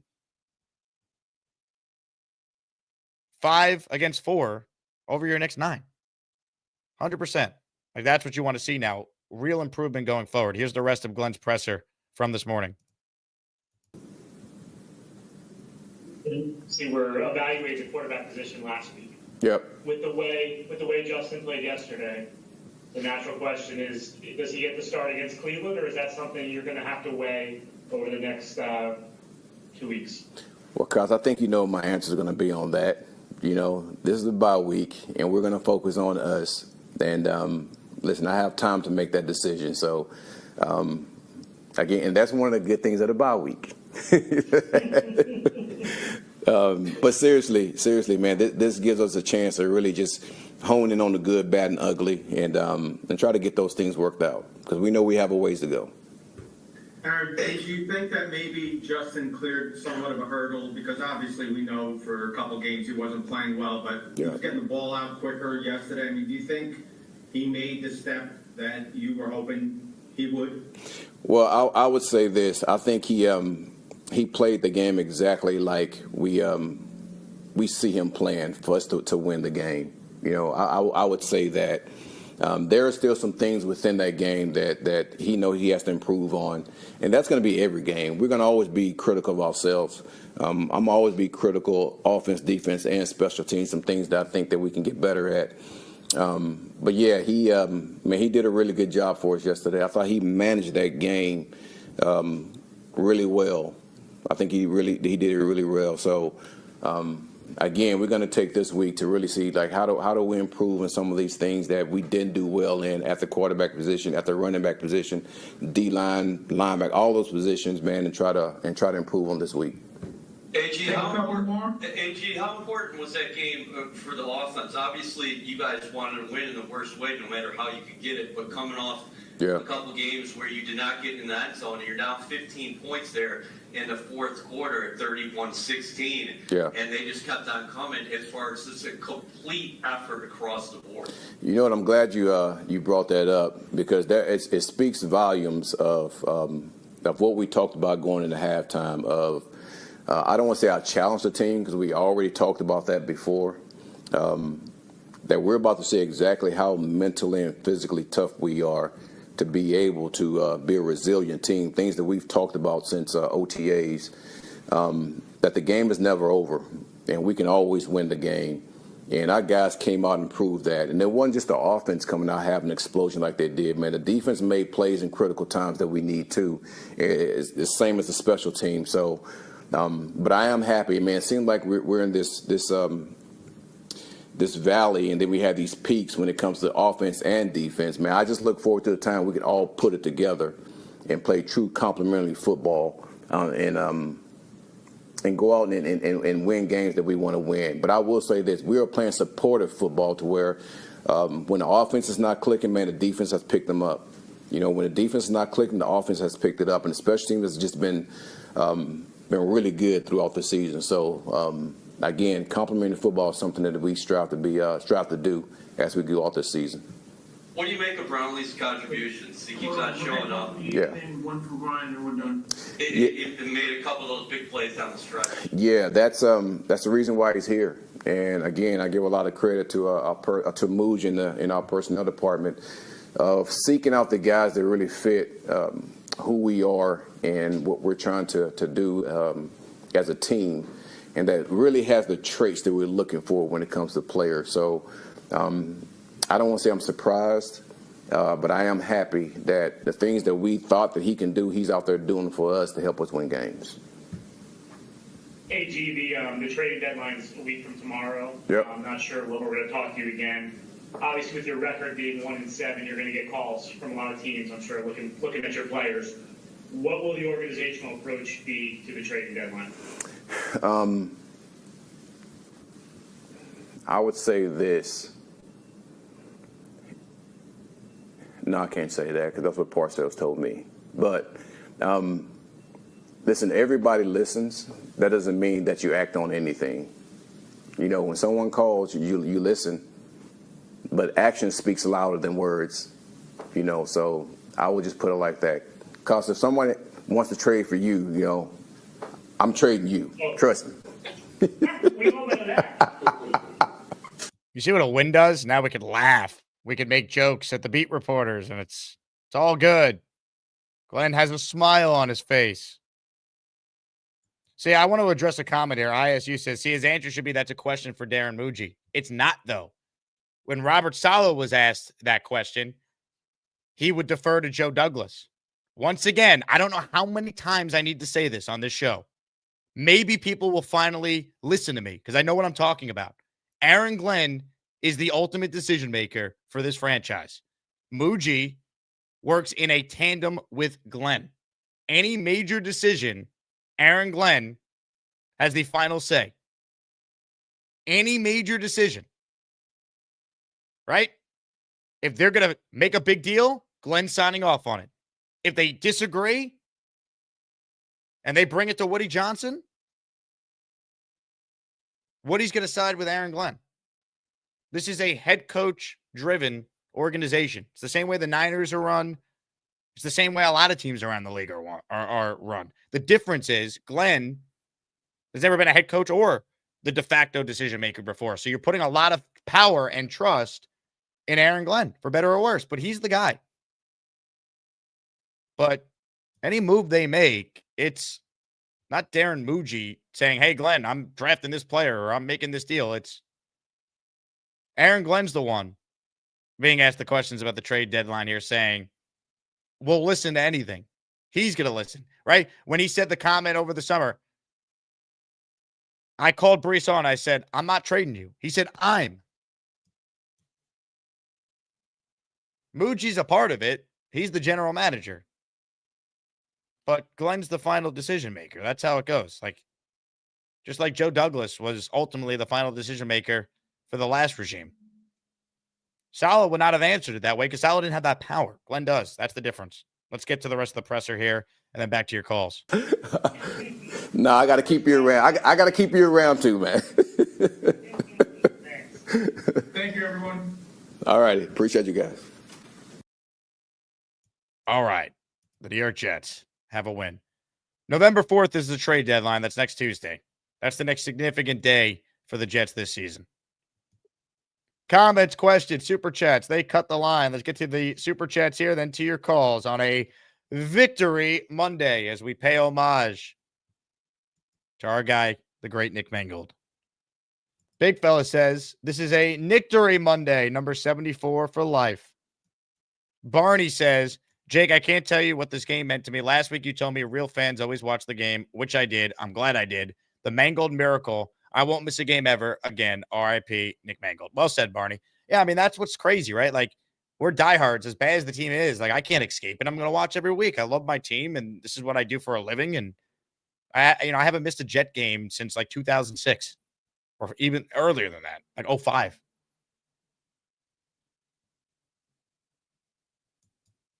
Like I'm always locked in. Every snap of every play, whether that's sometimes, I remember in college, I would come back from fall break. The Jets were playing the Patriots. They actually won that day with Geno Smith his rookie year. And I was on a bus back up to school. And, I can only get the game on like the radio broadcast because I went to overtime because I went so late. But like, yeah, I mean, like, this is what we do. We're diehards. Matt Curtis is in our Nick Mangold jersey raffle for those tuning in late. This Nick Mangold jersey is up for grabs today. And today's the last day you can enter the weekly raffle series. Tomorrow, Clyde Frazier signed jersey, Wayne Corbett signed football, and a CJ Mosley signed helmet are the top prizes. Dawn says, $1.99. Thank you, Dawn. If you meant to put a comment with that, write it in. I'll look out for it in the chat. We're going to get back to your calls shortly. First, I wanted to play this. This was Damen Woody on Get Up this morning, reflecting on his former teammate, Nick Mangold. Emotional yesterday on Sunday NFL Countdown. He said everything that he could possibly say. D. Wood, you played alongside Nick Mangold on that offensive line in New York. Your families are very close. I just thought it would be appropriate to give you a moment to say a few words. No, it's, I lost a brother, man. I lost a brother, and everyone knows that, when you're spending as much time as you are with one another in that facility, you are family. And so, the offensive line is a team within a team. We have these intimate moments together. And the one thing about Nick was a guy that always kept things lighthearted. He was always a guy that kept things loose, kept things fun. But he was the best lineman that I ever played with, Grady. The best lineman that I ever played with, best center. I came in the league as a first-round pick as a center.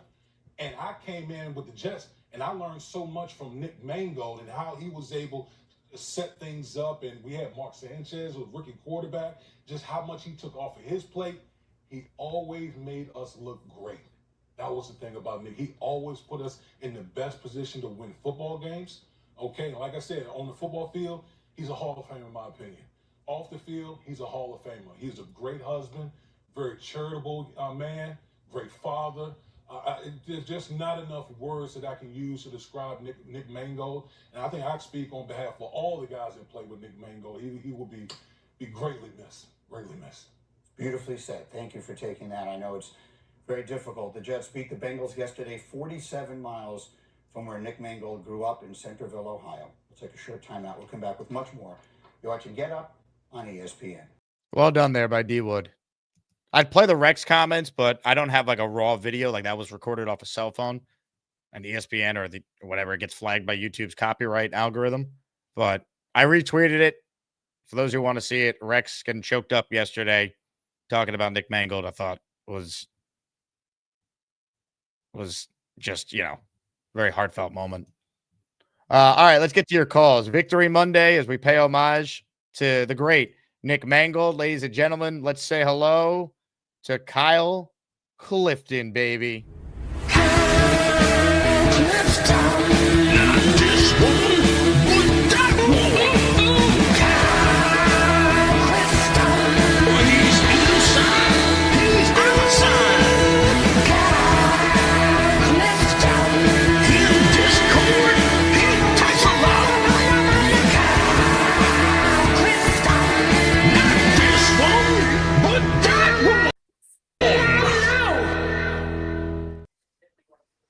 Hey, Jake, how are you?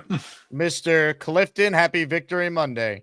Yes. And thrilling. A great game offensively for us, and we'll get to that in just 1 second. But I wanted to talk about Nick for a second. Anyone who is not in their 20s and 30s and has young kids, just make sure you get things in order. Take care of yourself. Start to think about how you eat. Whether you have will together, all that kind of stuff. This is the kind of stuff I need to be doing all the time, and it's just upsetting to know that he's not going to be there for his 4 young children, knowing the kind of person that he was purported to be by his teammates and his friends and the people who knew him. It's a shame. Only the good go young. So we've always got the memories of Nick. I want to talk about Breece and that play with the halfback option. He pump fakes it, right? Do we think he had the presence of mind that the defender was hand fighting with Mason Thomas and had his back to the ball, and he had nothing to lose by letting it fly there? If so, for a guy who doesn't throw that a whole lot of passes, well done, Breece Hall. Because that was obviously the integral play of the game. It's something where, I was all entirely on board with the 2-point play that followed it. Even not knowing the analytics, because you can see what they're trying to do there. You still have a chance to tie the game if you can convert on the subsequent 2-point play. It's a long road to come back on there.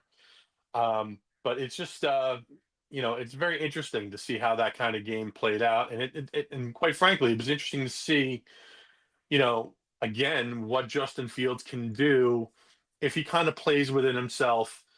And he has time to throw. Like, he had right. confidence in himself because he knew he wasn't getting hit. He didn't get shell shocked. I think we know he's not the long-term answer, but maybe he can stick here as kind of the bridge guy for next year and a backup, maybe even a long-term backup. But I because he's shown the leadership aspect of it, I think a little bit. Now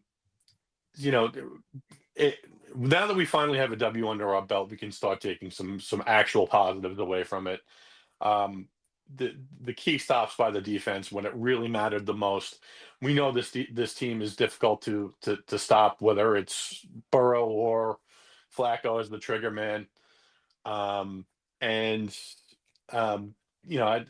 want to give them their props for when it really counted. And they kept them out of field goal range. They stopped them on the previous series when they absolutely needed to. And this is the kind of stuff that we can see it on a consistent basis. The improvement for Aaron Glenn, maybe he can stick. We still got a long way to go. I got 9 games left. Yeah. I still want to see it on a week-to-week basis. There's still things I don't like. I think you guys mentioned when you had Joe on about play calling in certain key short yardage positions, which is something that kind of irked me as well. And also, bringing up Parcells and kind of making it seem to the media and to everyone who's watching that he's leaning on him for every, it just kind of undermines his position as the head coach of the team if he does that all the time. I don't know if he realizes it. He's a neophyte. I'm going to chalk it up to the growing pains, but that's kind of what I'm seeing from the team as we're looking at on this Victory Monday that have been all too rare. I appreciate your time, Jake.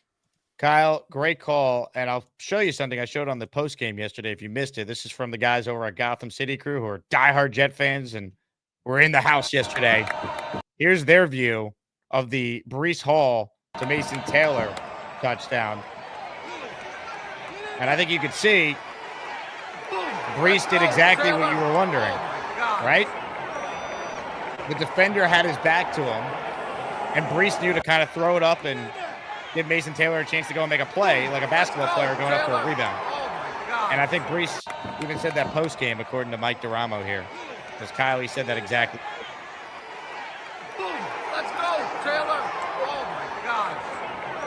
silent the crowd is. The Bengals fans. Look at them. They're speechless. They're not like. They're numb.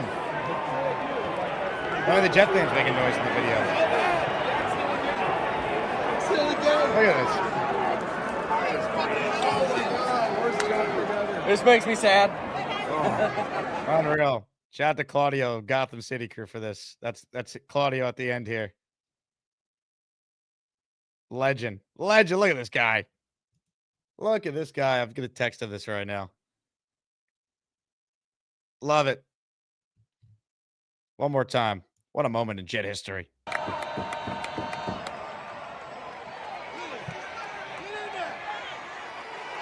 go, Taylor. Oh, my God.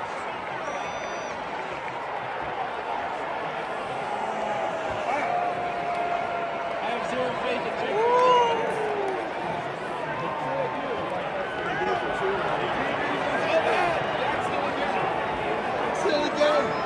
Hell yeah, baby. That's a win. First win! Love it. Better than losing.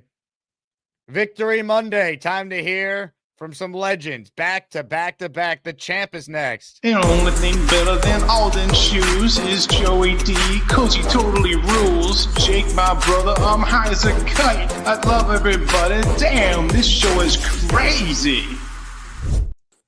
Jakey. Victory Monday, Mr. Bonesy. Yeah. Hell yeah, baby. I just wanted to start off by giving a shout out to 74, Nick Mangold, man. 41's too young.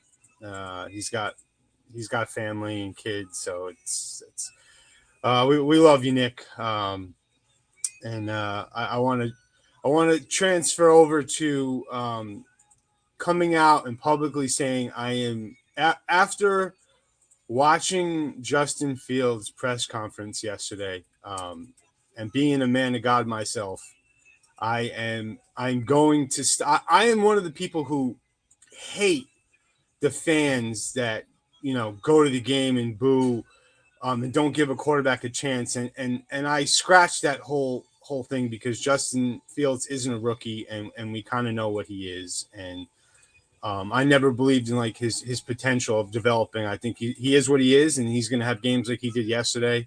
I don't care about, I know the defense was 31st and people are going to jump to that, but for him to say the stuff he did in that press conference and hold in his tears and talk about him crying on the floor in his closet and, being such a religious man, it really did make me feel for the guy. And, we're really hard on New York. As New York fans, we're really hard on our guys as it is, especially at quarterback for this team. So I did want to say, man, like I'm not gonna keep hitting the guy when he's down. I'm gonna support him, and that really did hit home. He was holding back tears, and even when he can't complete a pass, I'm not gonna hit him when he's down. So I just want to say Woody's a master motivator, Bonesy. He knew what he was saying here. He put this in Justin Fields' locker, and look what happened. Woody knew what to do. He knew he needed to give Glenn a big hug this week, and he needed to shit on Justin Fields for the Jets to get their first win. I hug him every day. I hug him every day. If we can just complete a pass, it would look good. No, these guys are human, man. These guys are people. They're human beings, and for him to actually come out and say that, like, I'm sure a lot of these players get down on themselves about this shit. Think about how much we get down and we're not even out there playing. Think about what Justin Fields was going through mentally when the whole world's attacking him, and then the owner comes at him. It just shows you that these guys are human, and I want to transfer to Aaron Glenn. Say what you want about the guy. We all feel we all have our feelings about what he's done good and what he's done bad and how he's handling things. But one thing you can say is it doesn't, as bad as it is now, the players still play really hard for him, and they still came out and put that effort in. It was a beautiful game, man. It was really a fighting dog game that we all thought when we scored that touchdown, took took the 1 point lead, that we were going to blow it. You know, everybody in this room thought we were going to blow that game. That was a thing that we've been doing this year consistently, blowing games like that. We've had games like that where we've had leads and we just the defense was awful yesterday, but they showed up when they had to. And I just want to shout out my man Tanner. You know, I've been preaching Tanner. I've been telling you guys that he's a young offensive mind. He's not going to be perfect. It's his first time calling plays in the NFL, but you can tell that the guy has some skills with scheming people open, even against the better defenses. You know, he's still been scheming people open, and Justin Fields has been holding him back. And Justin Fields played great yesterday. He ran the system, and guys were open, man. We didn't even have Garrett. No one in their right minds would have predicted we would have put up that many points. You know, without Garrett. And a shout out, my last shout out will be to Davis, man. I really like him. That catch in the end zone. That was a great catch, man. He had a lot of burst plays. He has a lot of wiggle to him. He's a great. I like him a lot. He when I went to the green and white scrimmage over the summer, he was the best player on offense for the Jets that day. Like he's a good football player, man. He does a lot. He kind of reminds me of Bilal Powell, underappreciated, but does a lot of just solid grind things well and just makes plays when you need it. Like he's a good football player.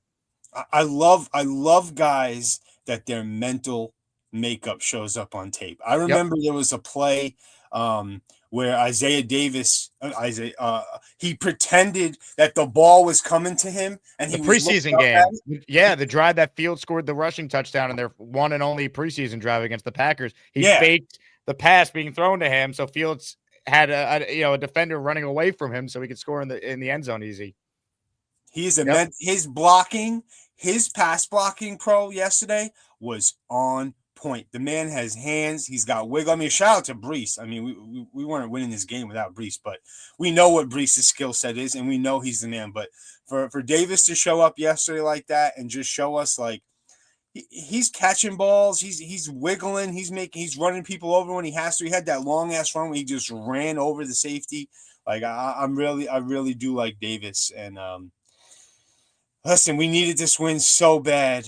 You know, I am not even close to one of those guys that wants losses for a better draft pick, man. We needed this win so bad. It felt so good to sit with my son watching the game, and when we gutted out a win, he was so happy. Sonny was pumped. Oh my God. Sonny was like almost, he didn't even know what to do because we haven't won this year. So he was just like lost. He was just like, wait, what? We won. Like, it was really cool father-son moment because this is his first year that he's really into it. Like you saw him at the game. He watched the whole game. He wasn't like being a kid, like crying, like being annoying. He's a 6-year-old kid watching the game every play. You know what I mean? So it was just a cool feeling for me as a dad to get a win with my son. Now we got 2 weeks to not be upset. Oh God, Knicks lost, and I was still like, you know what, Knicks, you got so many games, baby. This was a win for 74. The Mangold miracle. You know, just so breaking sports news on the Jake Asman Show. Joe Bonesy writes in, kick this guy off. It's his turn to take a customer. I now have to size a guy for loafers with, what is that? With orthotics. Oh, shit. That means he's going through it, and I'm not here just, positive vibes, baby. So let me get out there. Mr. Bonesy, you're the man. And say hello to the Bonesy fam for all of us. Love you, Jake. Love you guys. Ladies and gentlemen, hit it. First win! The champ, Mr. Bonesy. Love it. I know what we need. We're going from one OG listener to another. Vermont we go. Hi, everybody. This is Bob from Vermont. I am Bob, of course. Hi, Jade. Oh, the victory robe is on. Yep, this is the Bobby Hefner's robe today. Talk about the Mangold's game on Monday night. Remember that Monday night football game? We had Jason Taylor the other year, right? And he went back to Miami, remember? What? He was so sad. Oh, we're going to win this day. We're going to kill him. Oh, well, What game are you referring to? The Monday Night Miracle? Yeah, Monday Night Miracle. Mangold wasn't on that team though. That was 25 years ago. Oh, that was a different team. Oh, yeah, okay. Kevin Mawai was the center on that team. Oh, I'm sorry. I'm a dumbass. I'm sorry. I thought it was that one. But no, Mangold's first year with the Jets wasn't until 2006. He was on Kelly Ripa's show. They had like for a tailgate cookout, they have to cook different things, and he won, I think. Hey, give us some victory jazz hands. Oh, Jets, Jets. How's that? All right, follow-up question. What's on your chin? Is that ketchup or is that a cut? I don't know. Maybe cut. I don't know. I think it's cut. Yeah, it's, I cut myself, I think. What happened? You didn't even shave. You still have a No, I scratched it. I think I scratched it with my nail. How long are your nails? Not very long, but if you pull it like that, sometimes. Well, what are you doing touching your chin there? I don't know. It gets itchy. I forgot to shave, like you said. Need to shave. Yeah, look, gray hair. I'm all gray, you know. So yeah, I was happy they won finally, and the Giants lost. It was a sad loss for the Giants. We lost the Scatterboo. I cried, and I cried for Rick Mangold. Rick Mangold? Oh no. Yeah, hit Mangold. I cried for it. He's what's his name? Not Rick Mangold. Yeah, what's his name? Jeffrey? No, what letter does it start? You don't know his name. I forgot his first name. How did you forget his first name? I know. Wait a minute. Hold on a minute. I'm an idiot. Okay. Yeah. Nick Mangold. Nick. Oh, you know how we could remember it? Nick Shine. Yeah. Nick Mangold. He was a great guy. I think he was a great center. And he deserves to go to the Hall of Fame. Well, you know, I have my own YouTube show. If I'm awake, I'm going live. Unless Jake has a show, I'm Bobby. Bobby, thank you for that call. That's exactly what we needed. All right, how do you follow that one up? I know what you guys are thinking. There's just no way Jake has the capabilities to do that. Well, look, for all you guys doubting me, I don't appreciate it. Because I know exactly where I'm going next. If Mad Max ain't yapping about Jets, that boy, he's jamming. He's standing, freaking dancing, wall smashing.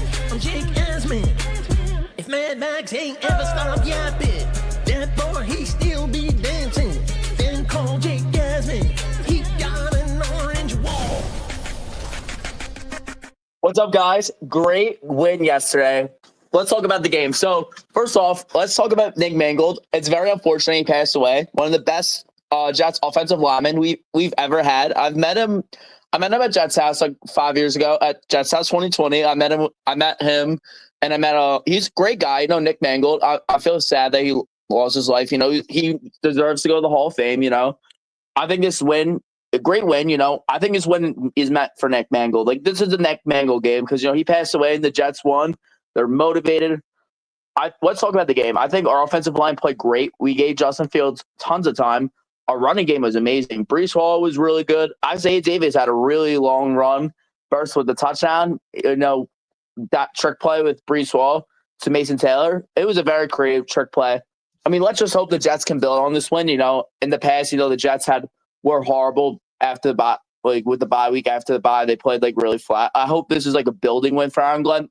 Hopefully it's like the Dan Campbell win a couple years ago versus the Minnesota Vikings. Like it turned around because I remember the Lions were bad for like many years and then they won against the Vikings last second win and it changed like the Lions franchise. I hope this win could change the Jets franchise from like perennial losers to like being like competitive, feisty every game. I don't want to be unrealistic. I just hope like it's a good building win. Now, Mad Max, did you buy a Mad Max t-shirt yet from jakeasman.com? No, not yet. I bought one of the Asmaniac shirts. I bought an Asmaniac one. Well, send me your address and your t-shirt size so I can send you a Mad Max shirt. Okay. Sounds good. Do you want to send my college address? Because I live in Edgewood Park, number 212, Glassboro, New Jersey, 08028. Why are you doxing your address on the largest Jet podcast? I'm not even doxing, Jake. I won't even say. But I'll send it to you, Jake. I'll send it by your email, you know? And Mad Max, over the weekend, any Halloween parties? What happened? Oh man, so many Halloween parties. I got I'll send you pictures, Jake. I have tons of pictures, bro. You meet any lovely ladies? Oh man, I was with some lovely ladies. I got 3 or 4 girls' numbers, Jake. Whoa! All right, did you text them yet? I did. They haven't texted me back, but honestly, well, Jake, what was your opening line? They're talking to so many guys, Jake. It's crazy. Hey, slow down here. Let's now. I'm gonna make some points. All right, don't steer the conversation elsewhere like you normally do. I need your focus. All right. Yes, sir. All right. So you got 3 numbers. Yes, sir. Okay. What did you text them? What was your message? I believe he's checking what he said because that's why he paused. He's on his phone from StreamYard here. So let's nothing crazy, Jake. Because what was your line to them? What line on text? Yeah. What did you say to them? You got their number. You texted them the next day, right? I was probably at the party. I just said like, "What's up?" You How texted you doing? them immediately after you got their number. Nah, like right after that, Jake. Right after I was like, "What's up?" What do you mean right after? So set the scene for us. You're at a party. I was at the party, and like I got their numbers, and then maybe like a couple hours after the party, I was like, "What's up?" You just said, "What's up?" Did you say? Yeah, hey, I said, "What's up, Max?" Just keep it simple, Jake. But I was also talking to this other girl, on the phone. I was with another girl that I was talking at the party I met a couple weeks ago. Her name is Casey Natalie. She's like one of the prettiest girls ever. Like she had like a LeBron jersey on, and then some girl, and with my prisoner costume, Jake. Some other girl had like I'll send you pictures. Some girl was like, some girl had like some SWAT costume on, and she was like, she had me in the handcuffs of the prisoner. Very you had a girl put you in handcuffs. Oh man, nah. So we were at the day, Jake, and like at the prisoner costume, some girl had like a SWAT costume, and she had like handcuffs and stuff as like part of her costume. So she was like, "Oh, I just let her arrest me because she was sexy, Jake. Honestly." So she put you in cuffs, and then what happened? She got me. We just took a picture. Well, did you get her number? No, I did not. I got her Snap though. Her name was a lie. I got her Snapchat though. You kids in the Snap. Enough of the Snap. Get the number, and then you text the next day. You don't do it immediately after. Yeah, agreed. That's what, even my roommate Malachi said that. Like I texted a couple of girls the next day. Yeah, but you don't text them right away. It sounds like you got their number and then you texted them like an hour later. I agree, Jake. I agree with him. All right. So what is your line to them? Be like, hey, it's Max. Nice to meet you. Like, we should grab drinks this week. What did you say? That'll be good. That'll be great. Great move, Jake. Next party will be like that. Well, did you text all of them? I texted all the girls, but Jake, I'm not like I'll text once, and if they don't respond to me, I just won't text them again, Jake. Did any of them respond? No, not yet. I'm not gonna chase girls. Like, come on, Jake. And you sent them these texts yesterday? A couple of days ago. I sent them like yesterday. I sent them like yesterday. Interesting.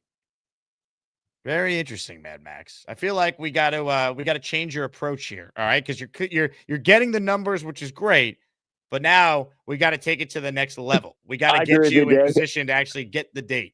I agree with you, Jake. All right.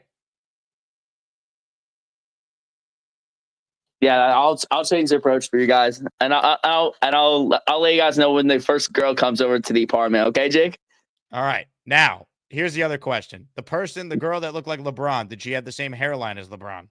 No, she did not. Okay, she did LeBron. She had like a LeBron jersey, but she was like Dominican, All right, Mad Max. Well, with the Jets on the bye week, I'm going to be spending a lot of time coaching you up on how you're going to attract lovely ladies. All right. Sounds good, Jake.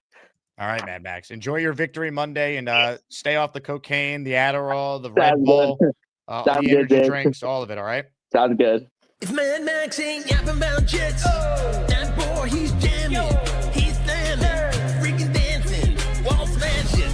I'm Jake Asman. If Mad Max ain't ever stopped yapping, that boy, he still be dancing. Then call Jake Asman. He got an orange wall. The New York Jets have a win. I'd like to officially congratulate all the bettors who over the summer bet on the Jets to get their first win before Bobby or Charles got a job. that bet has officially cashed because we have ourselves a winner. The New York Jets have a win, and Bobby and Charles do not have jobs.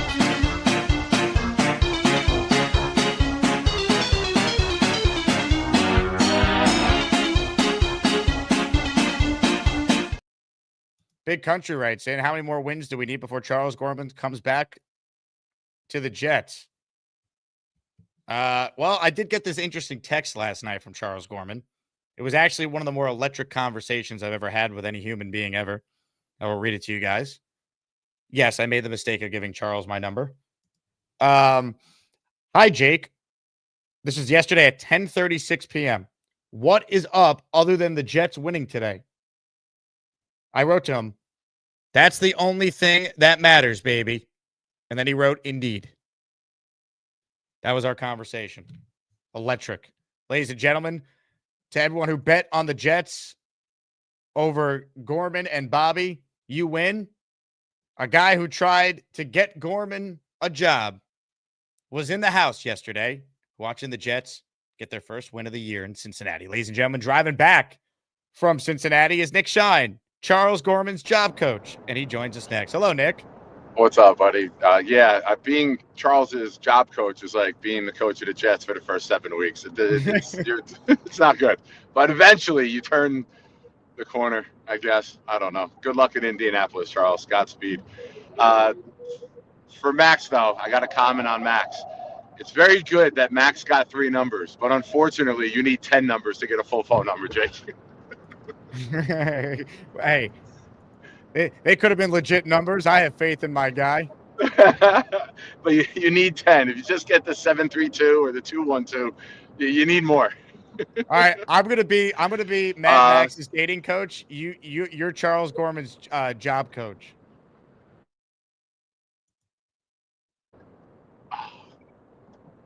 You're breaking up. I've had perfect reception the whole time listening to you until now. I said I'm gonna be Mad Max's dating coach because you're Charles Gorman's job coach. Okay. All right. And now that we know where he is, Jake, we could. I mean, if I'm driving back from Ohio, it's a very easy drive to get down to Rowan. We could just go knock on his door one day and surprise him. It's interesting. I didn't think of that. You take him out as the coach. I'll obviously be your chauffeur because I know you like the party, and we'll take him down. We'll take him out, and you can do on the scene coaching. Now, Nick, let's talk about you. How has your life changed since you became a huge TV star at the end of this Jets Bengals game yesterday? Obviously, all the cars on the highway are getting out of my way, which is great for time on the trip home.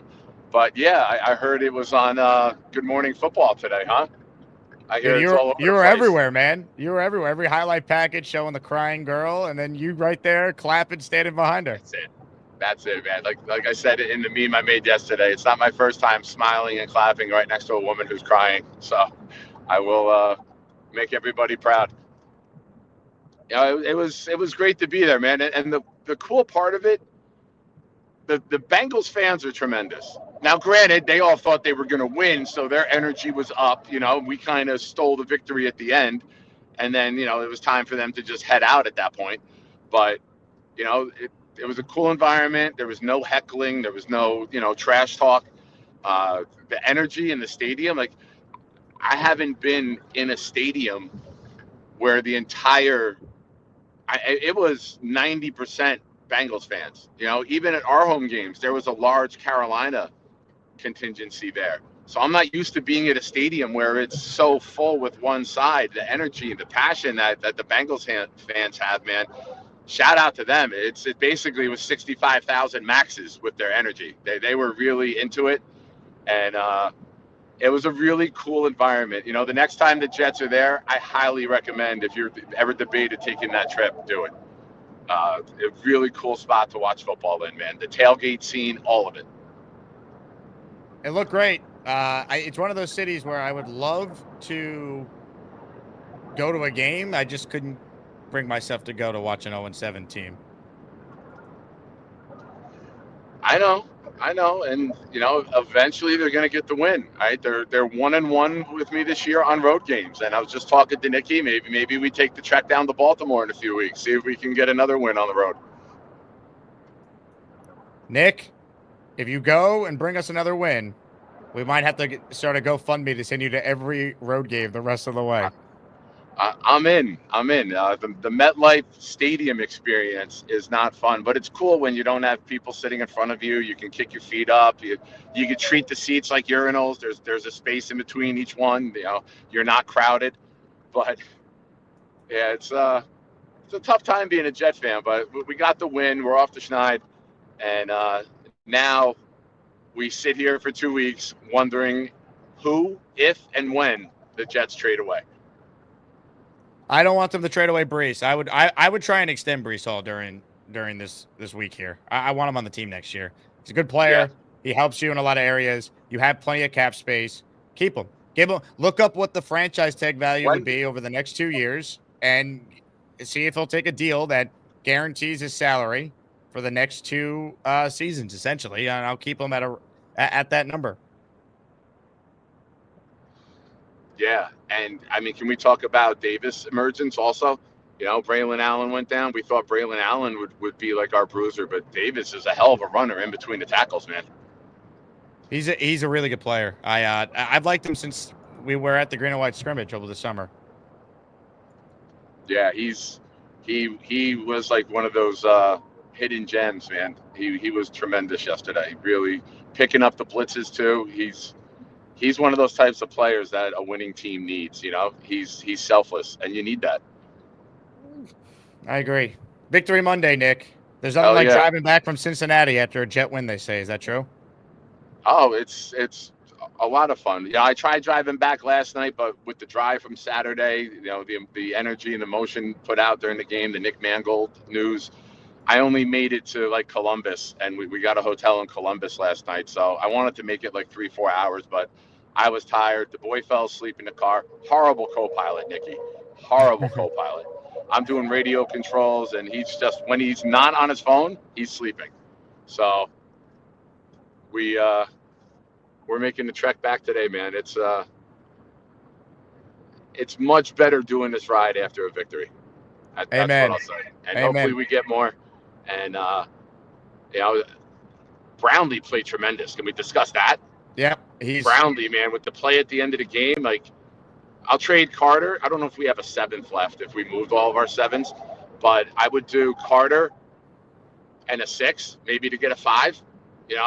Whatever it takes. Like, if you have your replacement, you might as well just move them. There's no sense in keeping your dime cornerback and paying him that much money. Depends what they could get for him. I'm not sure, but Brownlee, 100%, mentioned it earlier, said it yesterday on the post game. That's been a really good move by Muji and Glenn. I mean, they got him for a 6th-round pick. Like, come on. Yeah, and you got to look at that with Brownlee and Briggs. Those are 2 guys who are on rookie contracts who look like they're going to be valuable pieces for us for the upcoming years. Briggs, a rotational defensive tackle, and Brownlee, your nickelback, who is a hell of a setter in the run game. Amen. I love it. Well, Nick Shine, safe travels back, and congrats on being a big TV star now. Thanks for remembering us little people. It.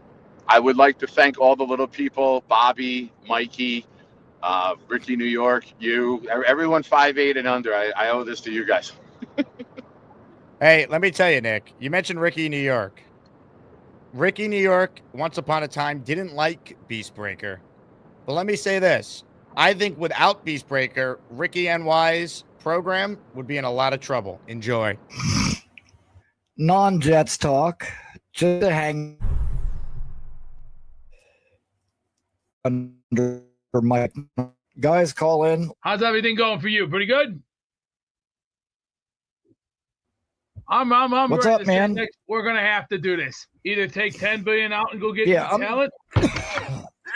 Oh, Christ! $10 billion will have to be taken out. We have no choice. I look at it like, and I lived, but last my other team, Florida, then he said, I already said next year, why don't we just go out and get some talent? We have to give them the test first, and they have to pass all 3 tests. That means they got to have speed and they got to have charisma. Speed and charisma. Because you don't have these 3 things, what the hell are you going to do for the rest of your life? Eat at Wendy's? Why are you not fucking producing? You got to start thinking about it. Ooh. Do you let him walk? And it's okay. Yeah. Guys, right out of here. Right here. That's going to be a Get a new quarterback. Thank you, Beast. Appreciate.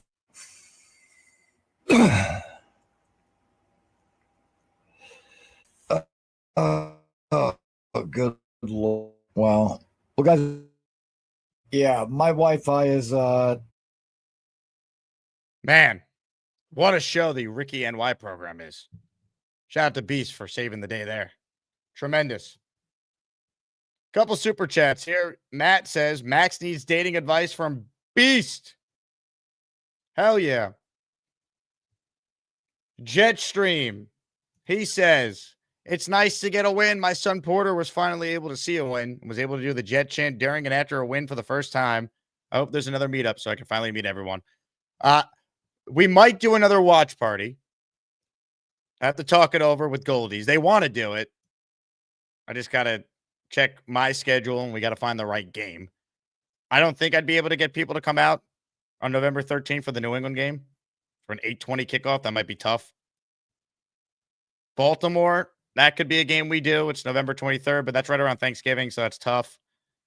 At Jacksonville, December 14th. I would prefer to do it a road game because I think we get more people than if it's a home game. I think a lot of people go to the game. Although maybe not. I don't know.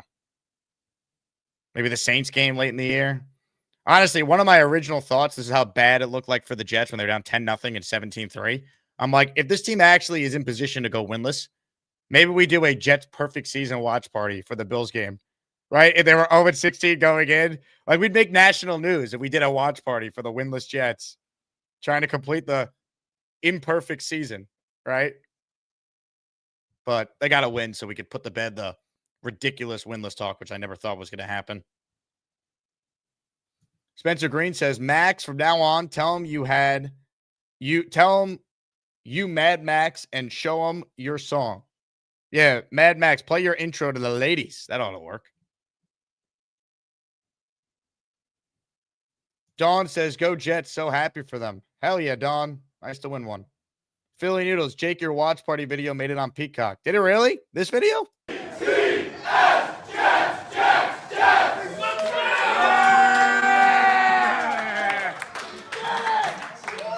Hell yeah. Philly, where on Peacock? What show? Florio and Sims? Need some context.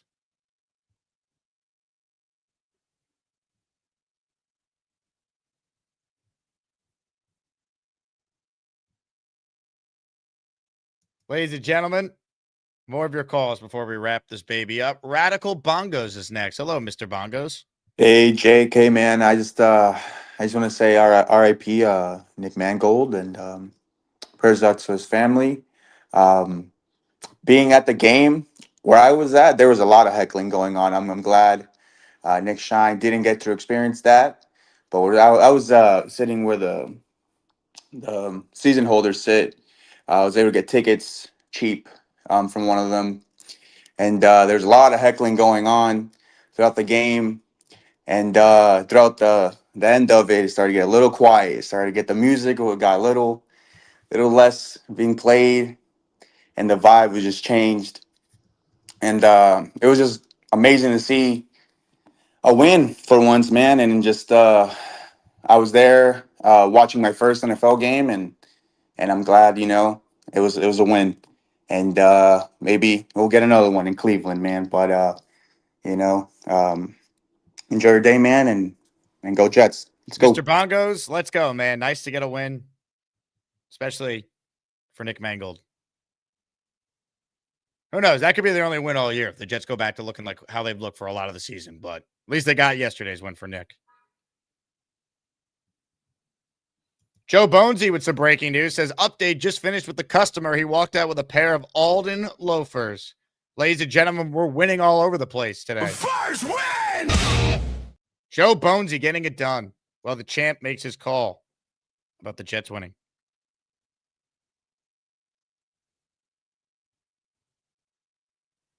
Let's get to more of your calls. Ladies and gentlemen, a Jet win is bringing out the best in this community.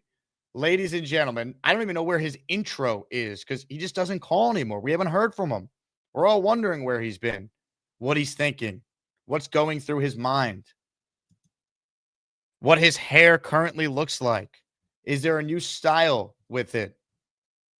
Like, these are the things you really wonder. And I don't know the answer to any of these questions. And yes, right now, I'm stretching so I could introduce this man properly.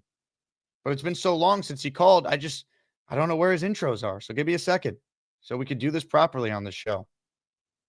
Man, I can't find any of them. This is terrible. What are we going to do here? Well, the only thing I can do, since I can't seem to find this man's terrific intros, is maybe play a short clip to pay homage to him instead. I don't know. That might be what we all need on a Victory Monday. So I'm going to go with that. Don't have the intro handy, but I can remind new viewers who this man be. Ladies and gentlemen, we take you back to a time last summer when this guy's calls were a massive part of what we were doing on this very show. Ladies and gentlemen, I give you the great Scott. Scott is up next on the hotline. What's up, Scott? You look at the whole dynamics of it because it's very tough. I know, but you look at the thing and you look at the whole. What the fuck? Wow. What do you mean? What schematics? What element do we possess? Scott, what are It's a whole. what are you asking though? I don't understand. Like, Jake, I love you, dude. I respect you. It's fictitious crap. No. A ballerina knows how to move her hips and knows how to understand how to move her body. you want the Jets to hire Shakira as their O-line coach so she can No, I teach can't stand Shakira. No. What do you mean? No. Don't put words in my face. I like you, Jake. No. You have to have body fluids. You know, you look at these guys like we have this money, we have this money. I've never been on steroids. I'm very muscular. Scott, thank you. God, what? That was some call, man. I can't wait for the Gator remix of that one. That was an all-timer by Scott. Great line by Scott in that call. I don't do steroids, and I'm very muscular. Big takeaways. Scott wants to be the left tackle, and the Jets need to hire Shakira to teach the linemen that their hips don't lie. Or maybe Chubbs Peterson, right? It's all in the hips. Come on. Work with me now. It's all in the head. Yeah, it's all in the hips. It's all listen. Get off of me. Hey, just easing the tension, baby. R.I.P. to Carl Weathers. Oh, there we go. Hey, Scott. Hey, what's up, dude? Happy Victory Monday. Thank you for. Well, no. I caught the 1 minute Rex Ryan thing on Nick Mangold before the game. Awesome. Guy want to play for his coach. That's cool. That's a good dude. That's awesome. He's injured. Coach, you're getting fired. I want to play for you. You got to love it. All man, all gold. That's first and foremost. The win, don't really care. Finally, we saw formations on offense that where you're trying to get a one-on-one matchup, how many people does it take to do it? The flow of the game, score, timing, coming back is fine. I like Isaiah Davis. Great dude. I just like the motion, the movement on offense, just being alive. We're not energy vampires anymore. I mean, some of the games we saw were not even NFL relevant. I'm sorry. Do I know about it? No. Am I Mr. Football? No. But I that's consider not you even, Mr. Football. I'm not even close. But that's not close. That's not close to being NFL copycat. Even creative intuition ready on offense. Bullshit. No way. Now, Scott, can we confirm whether or not it's a paintbrush attached to your head or that's your hair? It's a paintbrush. Okay, thank you. All this hair is fictitious. It's just a wig. No, it's my real hair, dude. Come on. You look good, Scott. Yeah.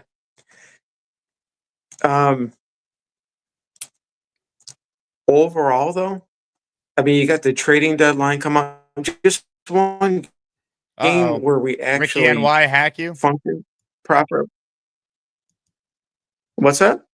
Did Ricky NY hack you? Did he hack me? Your internet is going all Ricky on us. Oh, I'm sorry. Is your hair actually an antenna? Is that how you get internet connection? Yes, that's it. You don't need a Verizon or Spectrum. It's this. I see. This is the antenna that. It's going to affect your connection. Oh, me and Mikey. Yeah, we can't touch anything. Hands up. That's right. Mikey Woodruff, right? Yeah. Sorry. But overall, guys, it's 1 win versus Cincy. What the fuck are we talking about? Seriously. Is it not better to win than to lose, though? If guys are into tanking and all that stuff with the NBA and all the betting, I haven't paid attention to it, I just heard it. It doesn't mean anything. That's the point. So I rather than win games and look well coached and have these young guys contribute to winning, play well. Like the Jets got a great game from their O-line. They're going to be here next year, those guys. You're going to have Isaiah Davis here, Mason Taylor here next year. Like the Jeremy Ruckert playing well is a good sign. Like he's developed into a nice tight end too, which is his role on this team. You know, defensively, Brownlee's going to be here next year, made the game-winning pass breakup. You know, McDonald and Jermaine are going to be here. Like, you rather guys that are going to be here help in wins than have like wins late in December that don't mean anything. At that point, I get rooting for losses, but we still got 9 games to go, Scott. We got a lot of football left.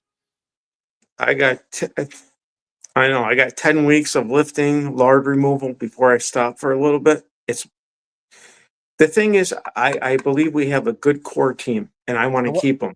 Can I ask you what you lifting has anything to do with my previous statements on the Jets young players playing well?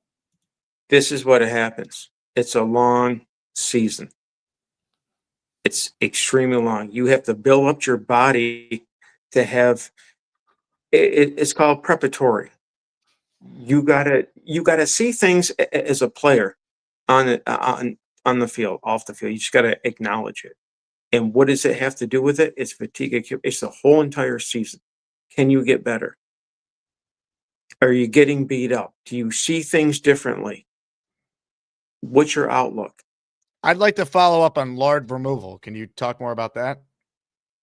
That's nutrition, and that's okay. I wrote a lard removal. Nutrition creates its own value somewhere between God and nature. Because I don't count calories, but if you can't understand them, the body's a wave and all that stuff. It's lard removal. People say, I want to cut. There's a deficit. I have a surplus of calories. I maintain, or I have a deficit. That doesn't mean shit. That's not going to tell you every aspect of your day when there's issues. How do you solve them? Right. With nutrition, that's the point. What can I do when I go like 10, 12, 15 weeks and lifting heavy or lifting light? When I come out of it, you're going to rebound. You're going to gain 10, 15 pounds. It's simple. It's called a rebound. What do you do after that? You eat one meal that's lard and heavy at night with your friends or whatever. That's it. Or you eat once a day. You start eating 2-3 times a day with fat, and when you haven't eaten fat and it goes right through you, no. That's not even close. And what I'm saying, the correlation is this. It's the first 5, 6, 7 weeks, like, what the friggeroni? This last game, we showed different formations. You can run out of it. a little bit of not misdirection, but just backside. Using the same gap with motion, going to that backside. Down blocking, pulling a guard, running outside. The pass play with Breece Hall, that crappy flutter, we needed that. I needed it personally because that piece of garbage we never get. Just I'm taller than you, Mason. I take the ball, touchdown. Now, That's not a bad play. You spoke about lard removal. Lard removal. Not. Do you think Beast Breaker could potentially benefit from lard removal? I got gas right now.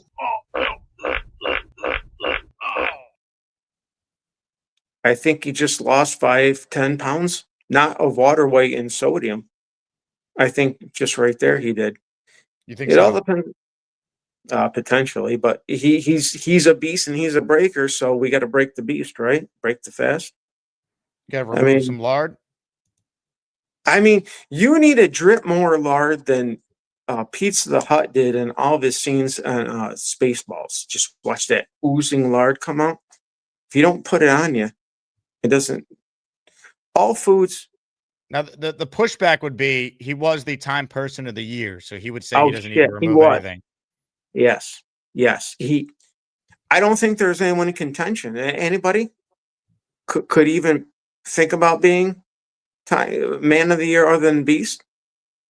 I mean, this man's remarkable. He's done it all. He's probably a runway model too. Who knows, right? He's a Chippendale on the flip side, on a down low. It's almost like you knew. Yeah, I mean, he obviously was part of that famous shoot with Kim Kardashian a few years ago.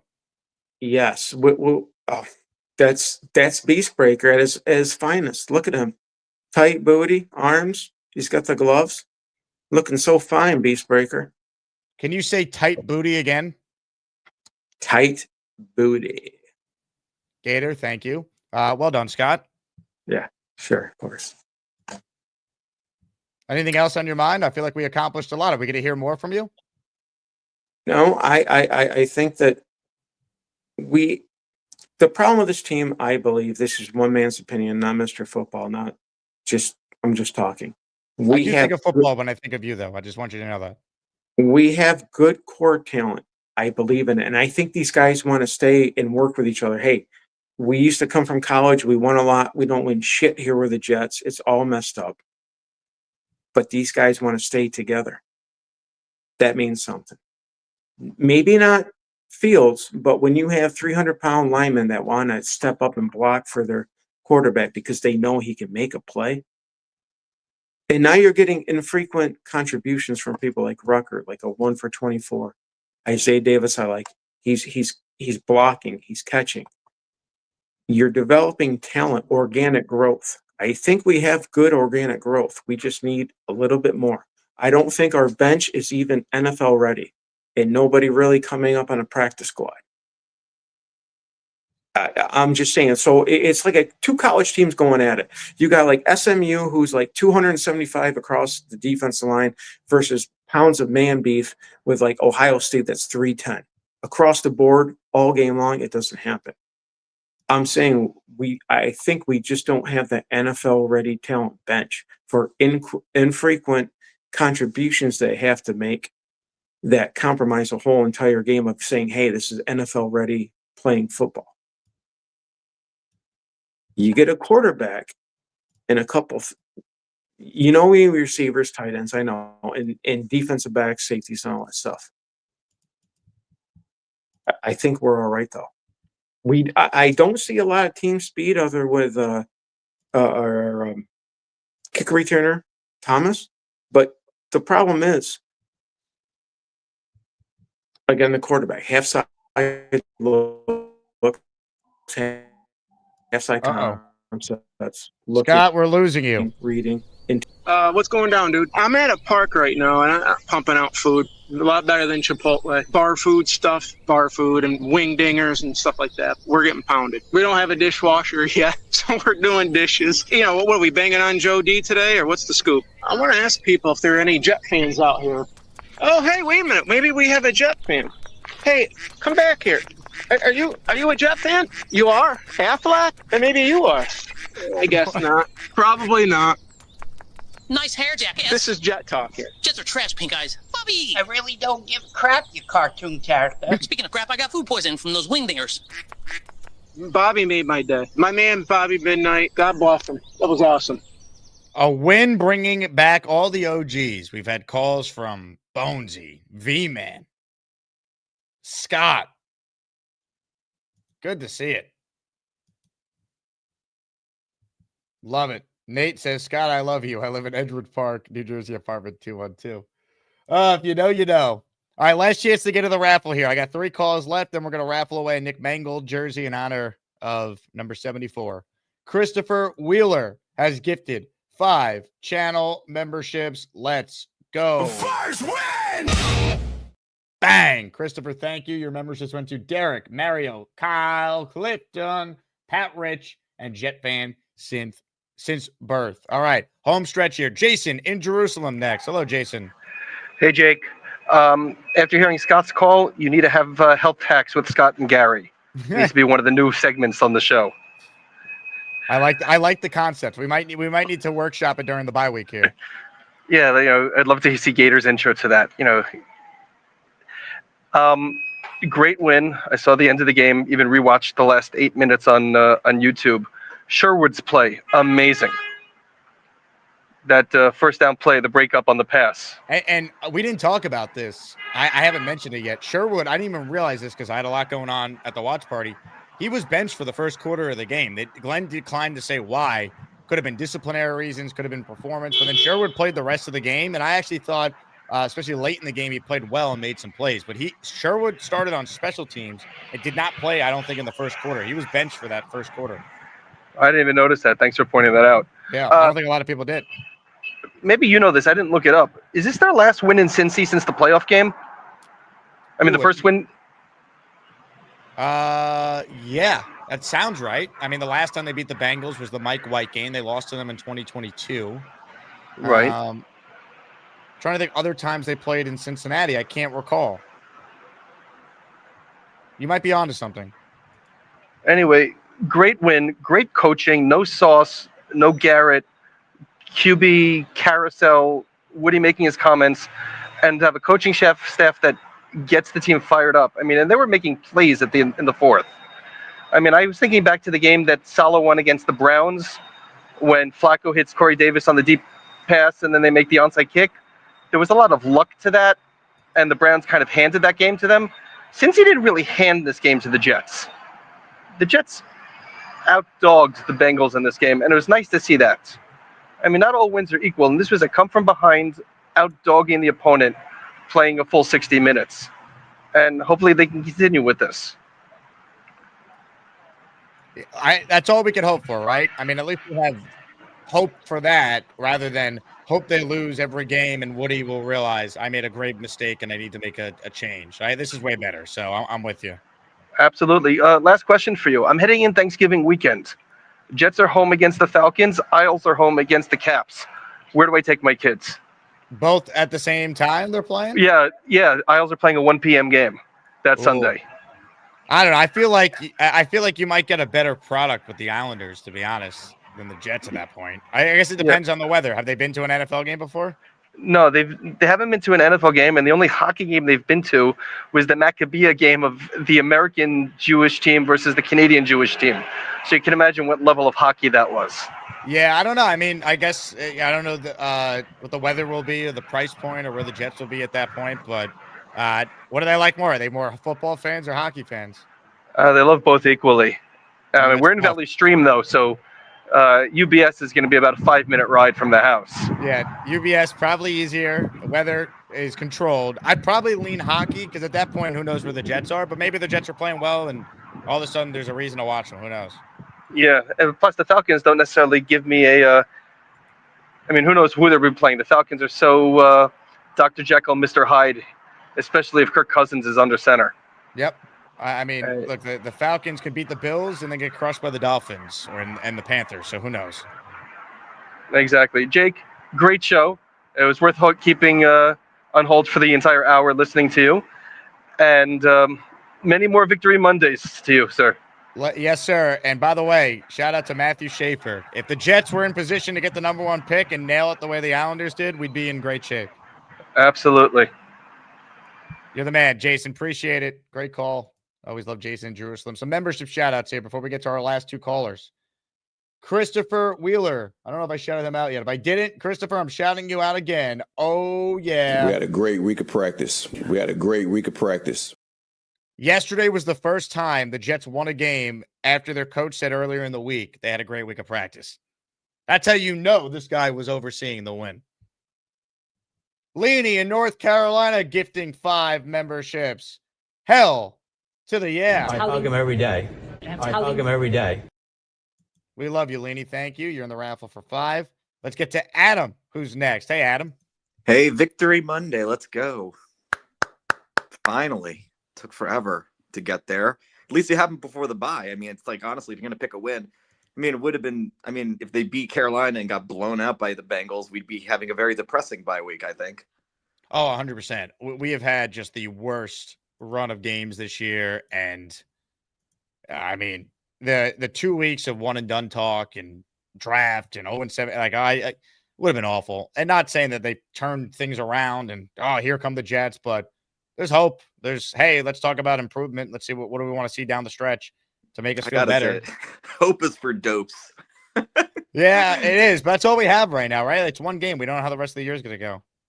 Yeah. So, I mean, I think, going into the bye, I think they should certainly look at what was working well. I mean, to be fair, Cincinnati handed us the win and we took it. I mean, that's good. I'll take that, especially before the bye. I mean, it'd be a different story if you were winless going into our 15th game and they'd be like, oh, well, here, take this win and ruin your draft. But, we don't have to talk about that for a while. And, Cleveland already declared they're sticking with Dylan Gabriel. So thanks for that 2 weeks notice. Appreciate it. That's nice to know who the starting quarterback's going to be. They don't believe in the competitive advantage that Aaron Glenn wants. We will have a quarterback on Sunday. Yeah. Well, I mean, it makes sense why Aaron Glenn said that. Tyrod was clearly injured, so he was sort of like, well, crap, like, what am I supposed to do? Yeah, like, I'm just having fun at the fact I know. that, like, it's like, there's such a competitive advantage. But, yeah, I mean, it is what it is. It was confusing back then. And, hey, look, like what we were talking about last time, like, a lot of those offensive playmakers stepped up finally. Without Garrett Wilson, who is going to rise up and step up to the occasion. I think Breece was not a surprise, but Isaiah Davis was. Isaiah Williams was. And Tyler Johnson made a great play. They all had like when they were given a chance, they succeeded. So now the question really is, has this built up Justin's confidence in throwing to other people besides Garrett? And to or is it like the for them? Steelers game where he was great and then immediately you knew right away was not anywhere close to that player, and we hadn't seen that version in weeks until yesterday. So, like, who knows, man? I will say it's not like they're playing the Bills after the bye. They're playing a 2-6 football team that's starting a rookie quarterback, and the Jets are at home. They want to prove this win meant anything. They got to now win that game after the bye. That's a litmus test for a first-year staff. How do they handle the bye week and getting ready for a team with more time to prepare? Yeah, and more time to prepare. And to be fair, like, we barely won against the Cincinnati team without Hendrickson, and now you've got Myles Garrett coming off a 5-sack game, right? And he was benched. He could have had more, and I would be as pissed as he was. Like, he was going to have a historic game if they kept him in, but they decided to rest him for whatever reason. That makes no sense, too. By the way, when you're going into a bye week, let your best player ball out. He was having a day against the Patriots. So, I mean, good luck to Membu. I don't know who's going to be lining up with Myles. Is it going to be Membu or is it going to be Olu? But good luck to either of them. They are going to have a very difficult game because Myles is playing at peak right now, and that will be disruptive. So we'll see what Engstrand can do to scheme around that. That is like the one thing that really kind of should give us concern, but it's not like Philly. I guess in the end, Cleveland doesn't put up points. The good news about the Jets is we can put up points if we, it's possible to put up points with this team. And, you can count the number of times on your hand, the amount of wins we've had when the opponent has scored 30 points and we actually won in a shootout. So that's actually something. They played great offensively in 2 games this year, and they only had 1 win to show for it because the defense was not good enough against the Steelers. And yesterday the offense just was so good it bailed them out, which is improbable given very what the improbable scores was for this team. They hadn't scored a touchdown in 2 games, hadn't scored in the first half since the opener. Woody said what he said. Fields had already been benched in the previous game. Like, it's improbable the Jets scored that many points and that many yards of offense in one. It really is. If we were Bengals fans, put on Sports Talk Radio in Cincinnati or find a Bengals podcast on YouTube. Like, they're losing their minds, and rightfully so. If the roles were reversed, if that was the Jets losing that game, like, think about what we'd be saying. So we got to see if this was just, a win for Nick Mangold, outlier game, every team has them, or did we actually learn something, or did the Jets actually start to turn the corner with this new regime? We'll see. I think it's definitely an outlier game, but again, like, this is nice to see some other players step up in the shadows of Garrett and Sauce, right? Like, Brownlee had another really good game. Like, that was really cool to see that. And, the offensive weapons that have been completely hidden in, behind Garrett Wilson, they showed up. So, I mean, there's something there. And I don't think we'll see a game like this for a long time. These kinds of games where both teams score more than 30 and we come up with a win does not happen often. So it's such a nice feeling to know, okay, the offense can work when the defense gives you enough. And in terms of, what we look at with Fields, I'd say, honestly, even though the Breece to Mason Taylor throw was really cool, I still think the Justin Fields to Isaiah Davis pass, he was practically on the ground throwing that, and Davis had the wherewithal to make sure that he caught it with enough room to cross the plane. How many times have we seen them miss that throw off by like inches or off by a yard because they're not in the right spot? At least Davis knew where he was on the field and caught that ball to get the touchdown. I thought that was a really impressive catch, a very impressive scramble, and really good result. So, I mean, if it all clicks, we can beat bad teams. So that's the hope going into the second half of the season, where we have a lot of bad teams still on the schedule, and we should come up with a couple more wins. I think getting to 4 to 5 is very reasonable with the schedule, and if that happens, then I think that a lot of things will stay. Will stick around in terms of the coaching staff. I don't think we're selling off assets at this point, because you can't do that and fairly evaluate Glenn. You go get rid of Breece, you go get rid of somebody, Jermaine. I hope that never happens, or Quinn and all that. How are you adequately evaluating Glenn and Wilkes and Engstrand if you're taking away the weapons and taking away their best players? So I don't really see movement at the deadline. If anything, we might actually acquire some talent, just because I think that there's some, as you've seen with Muji, he'll get you some little pieces that'll help you along the way, and that's actually better than just selling off an asset for a coin flip at a third round pick.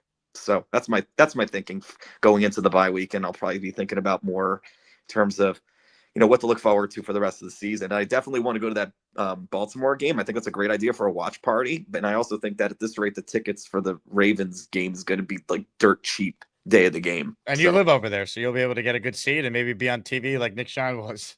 Oh yeah, definitely. And again, thanks for getting the Quinnen jersey to me in time. I was wearing that for the game, and that was probably another good luck charm. So I was wearing the Jake Asman. That came pretty quick. When did you win that? I forget. I won it a month ago, but I didn't want to bother you with it because I figured it must have been like a custom order. So, but I was happy with it. It came on time, and I wore it, and we got a win with it. So I'll be wearing that until I don't want to wear it anymore. Love it, Adam. Glad it showed up, and great call, man. Appreciate you. Good stuff. First win. Ladies and gentlemen, today's closer is one of the best. Jams closes out before the Nick Mangold jersey raffle. Hello, Jams.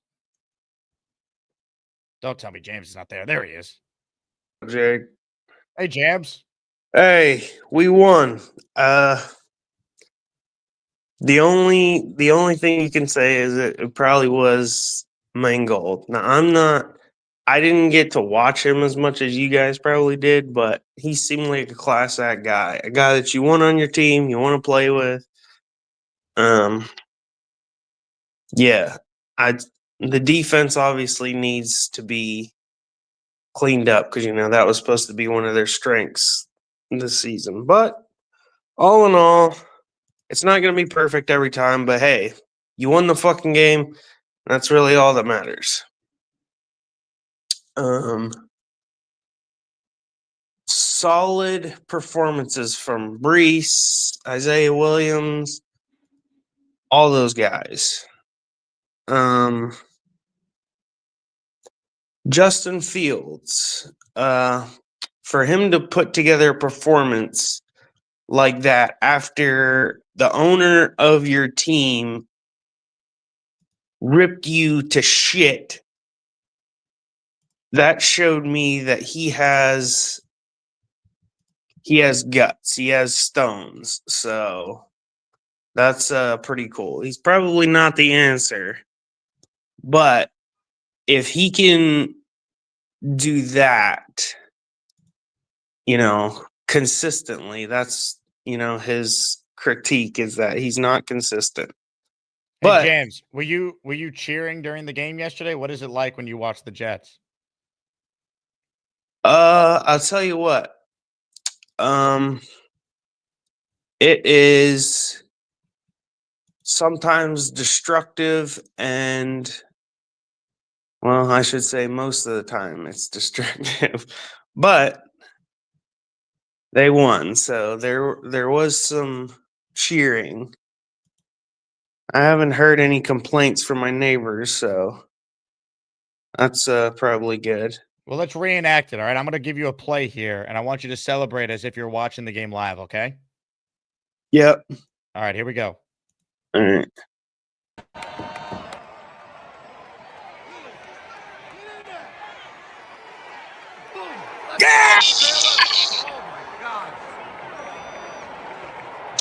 Let's go!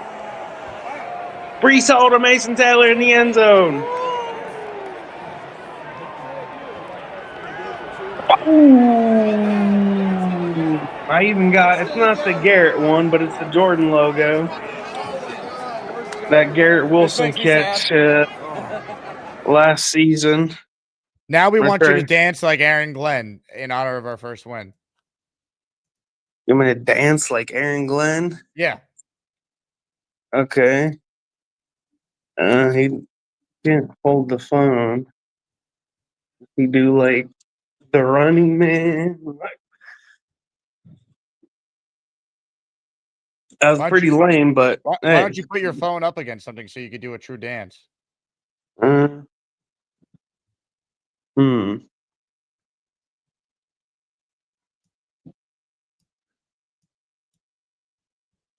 Sit up here. Let's sit up here.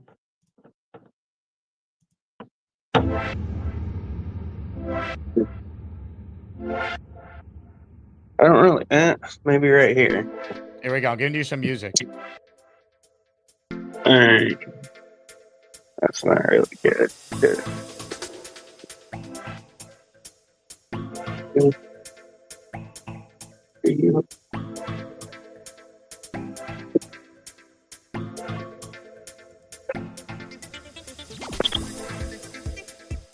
All right, I'm done dancing. You done? How about a Jets chant? Jets, Jets, Jets, Jets. Ladies and gentlemen, Jams.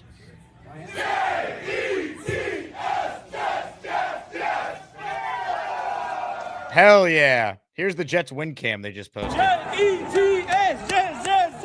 No Trey Quincy. Jets win! Jets win! Jets win. Let's go.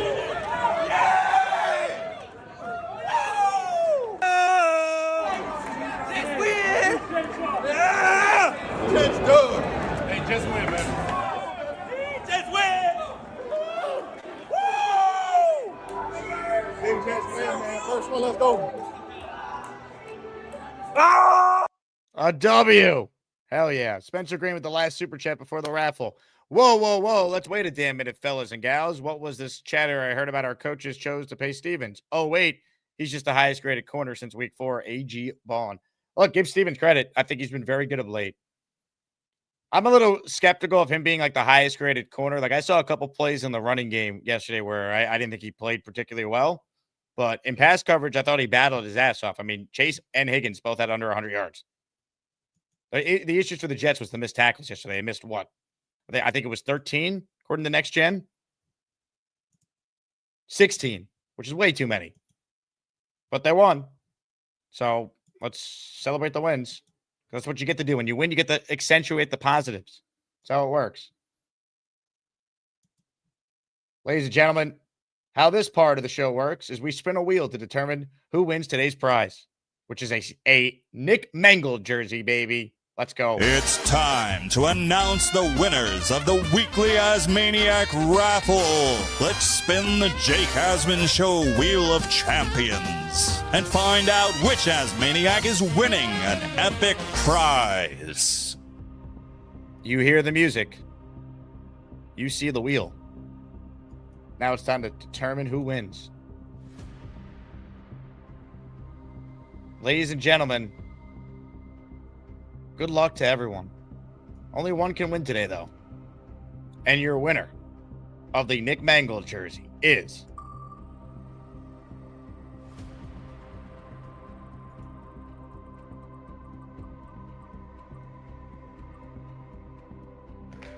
Mimosa. Hell yeah, Mimosa. Well deserved. Hey, when you send in a $200 super chat, you kind of deserve to win. Shout out to Mimosa.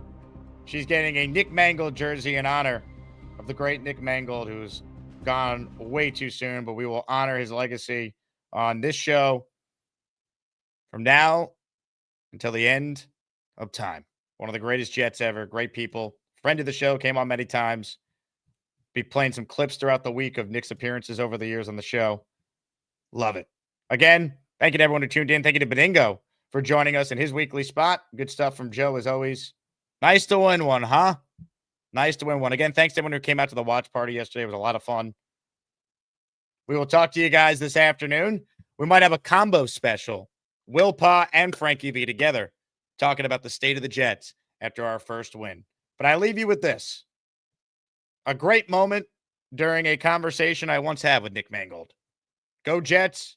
Like the video. Subscribe to the channel. And we'll talk to you soon. Is there a memory from that season of the show that you obviously were a part of that stands out? Yeah, Rex put me on blast for being at Taco Bell after a preseason game. So I think he failed to mention that part. That's outstanding. I thought you were going to go with the Rex, let's go eat a, GD snack speech that obviously became infamous and famous, if you will, from that. That was famous. There's a lot of good moments in there. Mike T falling, trying to catch a punt. That was always a classic one. So there are little things that come out of it that are pretty neat. And if you really embrace it and enjoy it, I think it can be great for the players.